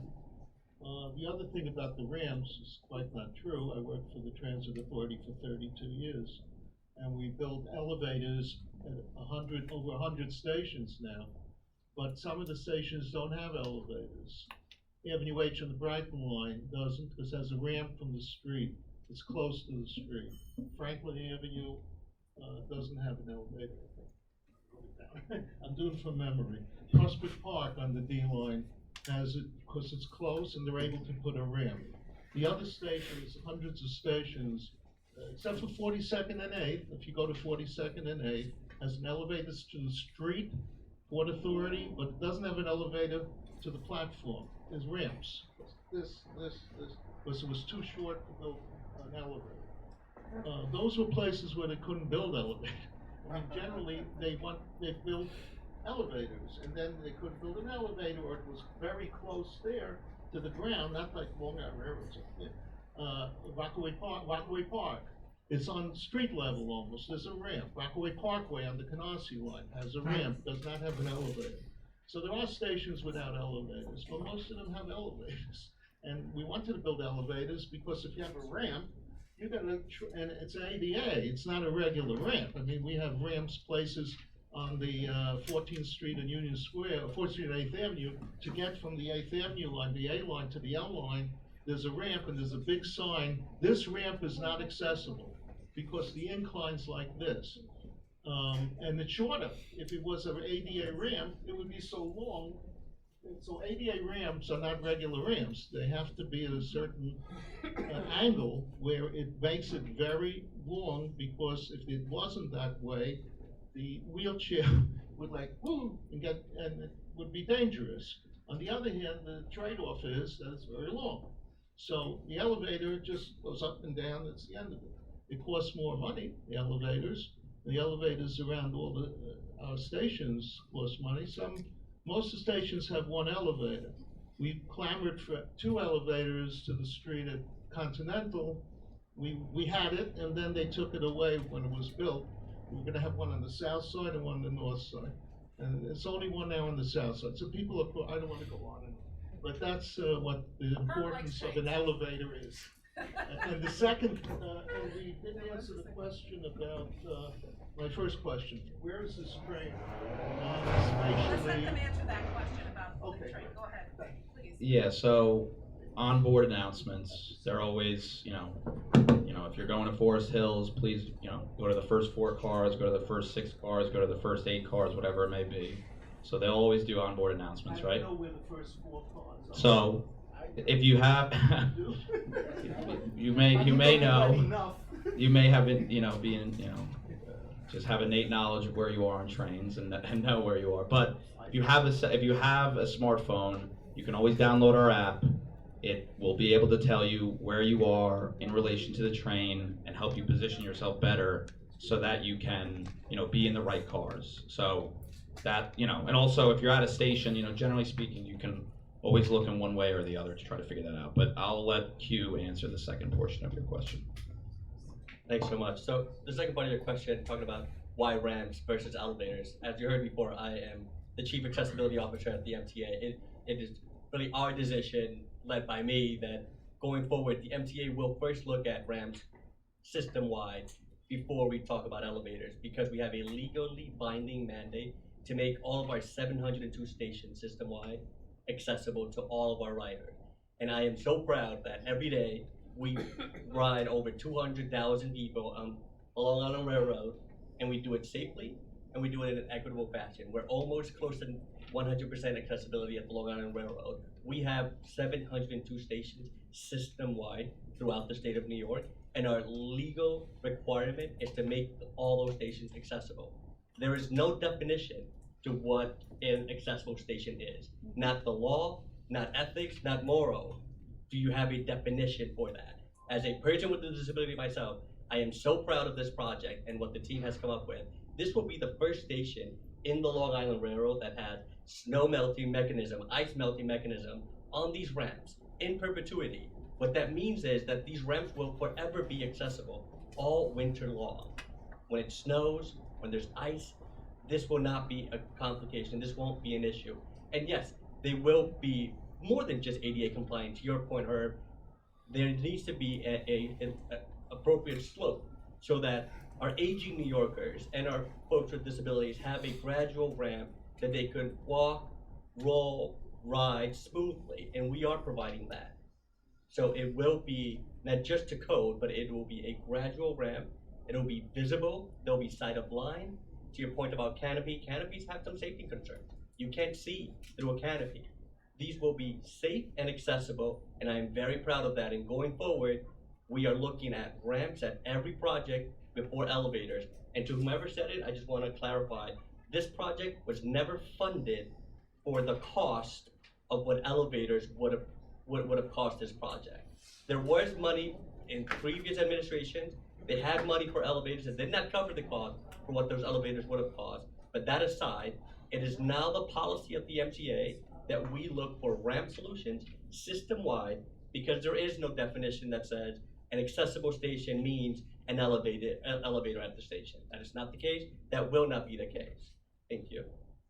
Excuse me, the Next amount up of is, stations is the Herb. whole MTA? I didn't No. understand. Yes, the whole MTA, New York City Transit, Metro North, and Long Island Railroad.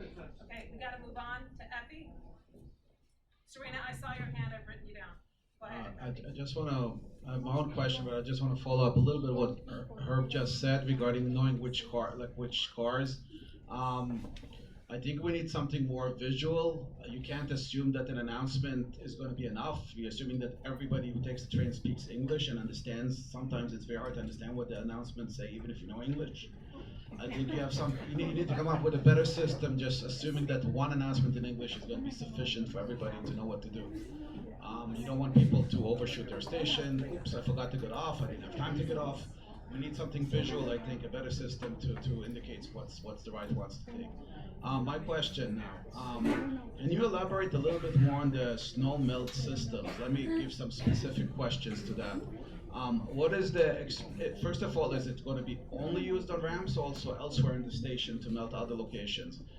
What is the expected longevity of such a system? What happens when such a system breaks? And what is the cost of such a system versus putting a canopy? And a canopy, by the way, could be transparent also. It doesn't have to be that it's opaque and you can't look through it for safety reasons. Should you please answer those questions? So, the opaque question, we do have SHPA requirements at the station due to historical nature, right? We stress that importance to meet those requirements. As far as the ASIM system itself, you know, once it's installed and functioning, it is on ramps, stairs, and ramps, stairs, and platforms, right? The whole length. So the whole platform, correct. And obviously, with canopy, you're not always capturing, you know, driven snow, things like that could accrue on the platform, as well as ice conditions, right? So ASIMS is a guarantee to be melting the snow, melting the ice for the station. It's something that we're implementing and trying to do throughout our system where we can to provide, you know, for a ice-free, you know, a safety standpoint, clear platform for folks. For a longevity standpoint, I could get back to you on useful life, but we have maintenance crews at the railroad that will work to make sure that system's up and running. I know we spend tirelessly on making sure that our systems are up and running, especially ahead of the winter seasons, right? And if there ever was something to happen, we would look to replace it like we do everything else within our system. All right, and the last question, I'm pretty short, it's pretty brief. What is the big deal to install an elevator? Doesn't it take that much space? Like, why is there so much resistance to that idea? I have no problem if you have a ramp or stairs. Definitely, that's good. But why the resistance to an elevator? I don't think there's any resistance to an elevator. The fact is, we're making the station accessible by providing an accessible path of travel via a ramp. That is our approach to accessibility in this project.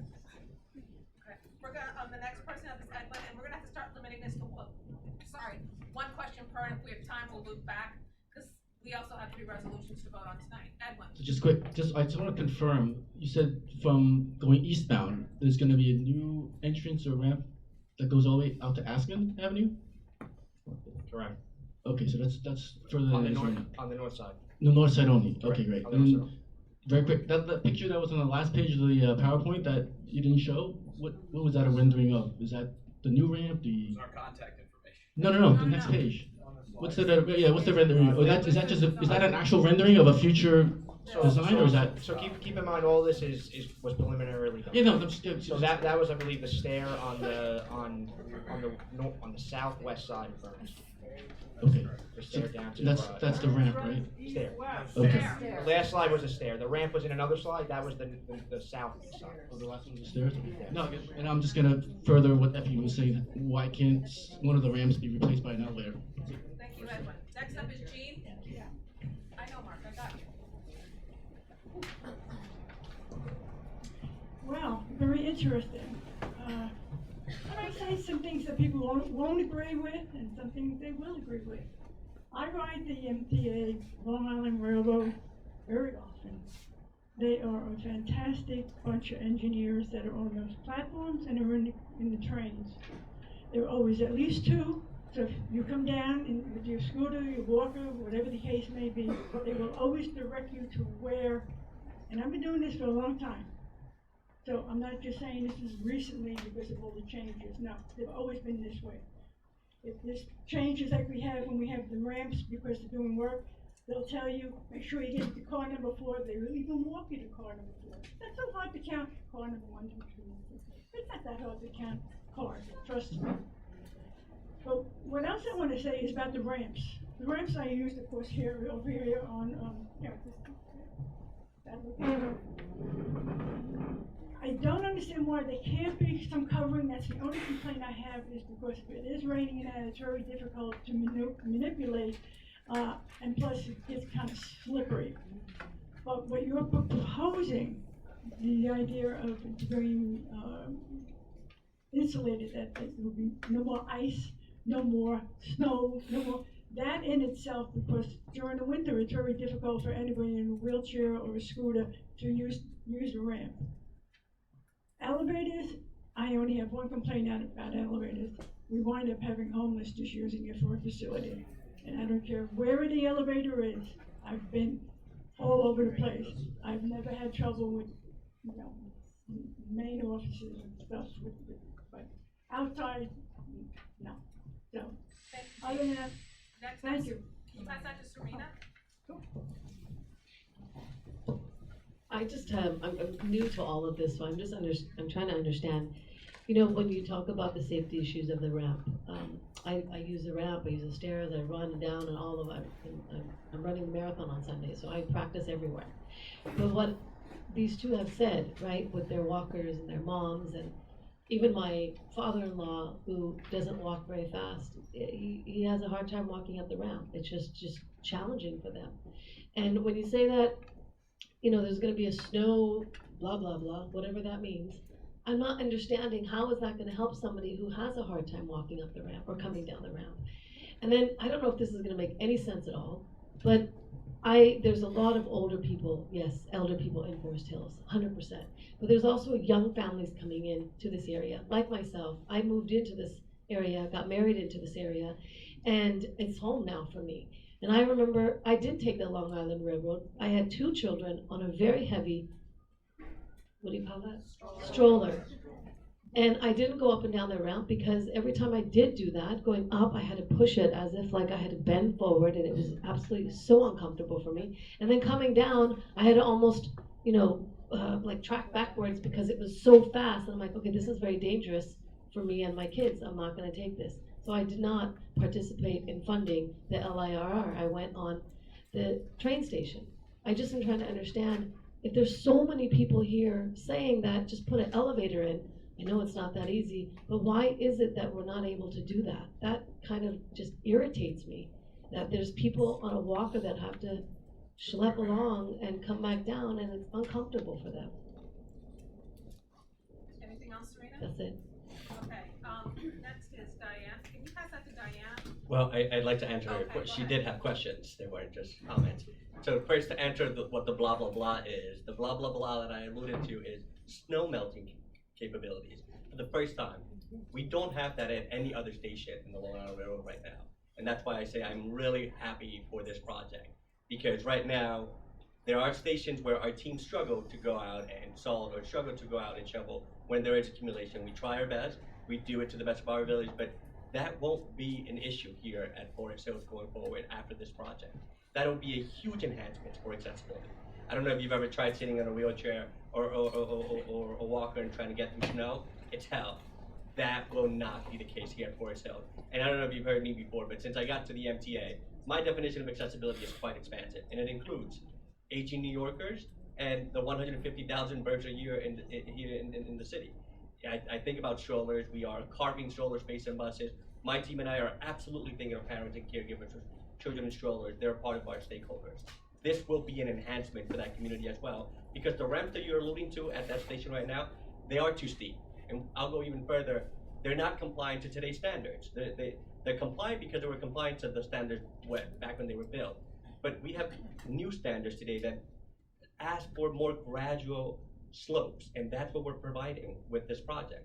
And that's why I have confidence, and I can say to you with the straight face, this is a good project. This is a legal project. This will enhance accessibility for everybody. Whether you're in a wheelchair, a stroller, a walker, have luggage, whatever the case may be, this will not only be an accessible ramp, but it will be a smooth ramp that everybody will be able to have access to all year round, no matter if there's ice or snow elsewhere on the sidewalks.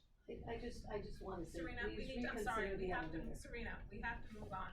Cause I got like 4 other people, and that's gonna be it. Next is Diane, just for proximity's sake, and then Diane, if you could pass that on down here to Mark, that'd be great. Thank you. You've obviously heard from everyone here about the fact that the ramps doesn't sit well with anyone, and the elevator is what we all believed that was going to be the project to begin with.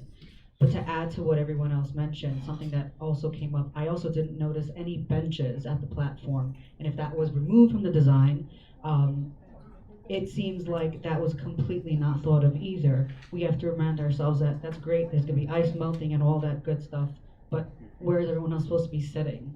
So I understand the aesthetics, that's all fantastic, it's really great, but we have to think about the safety, and we have to think about it from every single aspect. And also to add, the guarantee that you keep making, you can't make that guarantee. That's why there's something called possibilities and probabilities. I'm sorry to tell you that, like someone else mentioned, there could be lawsuits. And again, you can't make that 100% guarantee for everyone. It might be accessible for you, you might be comfortable with it, but that doesn't go along for everybody else, because it's not a cookie cutter mold. That's it. Thank you. So, two more questions? Yeah, we will have benches on the platform. Thank You you. should add that into the design, please, next time. That would be great. For the presentation.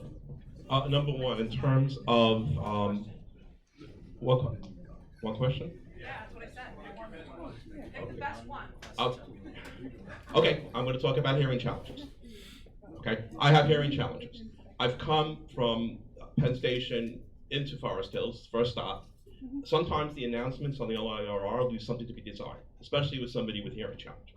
So I really think you need to look at that in terms of, as you're shortening the platforms, it's just to make an announcement, it's not gonna be good enough. You really need to get the word out there about that. 100%. I didn't want to jump in there. I know there's a lot of questions asked, but 100%. These things are not going to happen on short notice. It's very well planned. These reductions of the platform and these phases of construction, where there will be plenty of outreach, plenty of signs throughout the station, and also like some people have mentioned, at any point, grab a conductor on the train, let them know that you're going to Forest Hills, and they will make sure that you're being accommodated in that manner.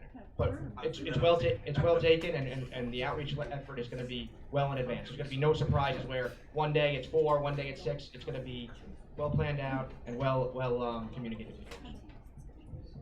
Okay, I've got John, Brentley, Karen, and that's it.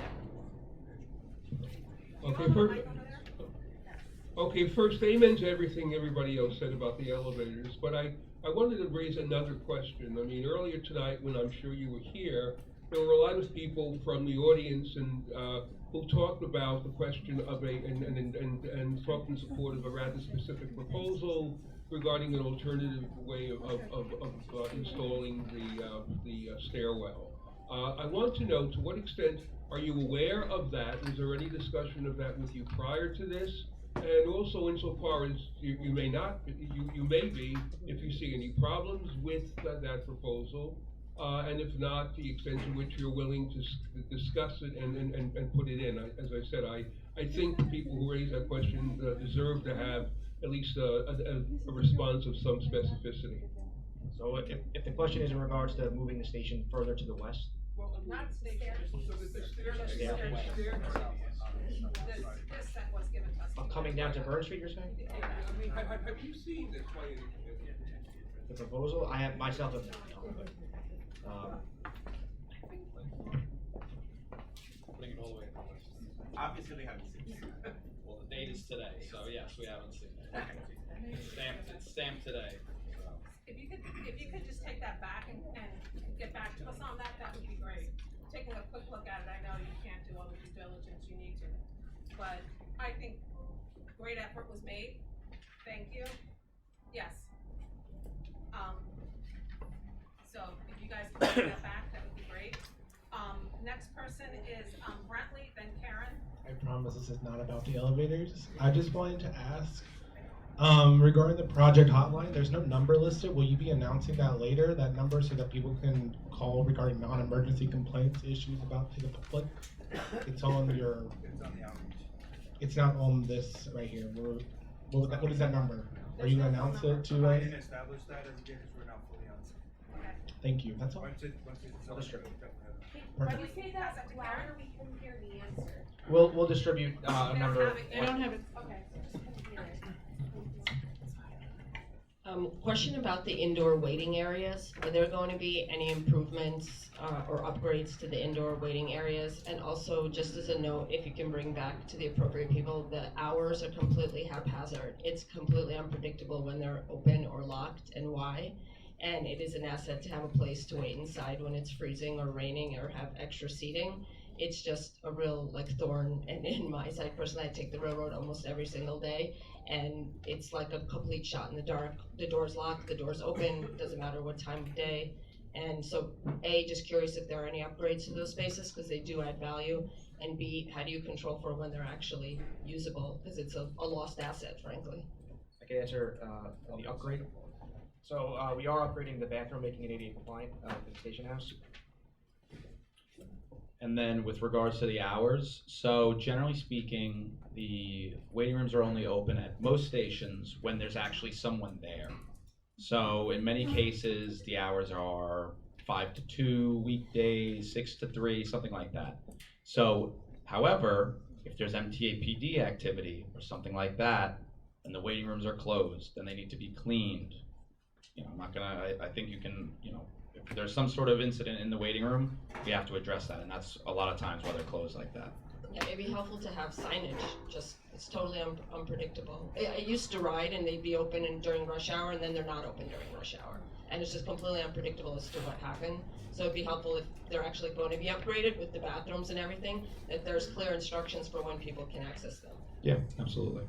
A quick question, during construction of the ramps, how will, if you're coming in on a platform that's having a ramp getting constructed, and you're in a wheelchair or so on, how do you get out of the station?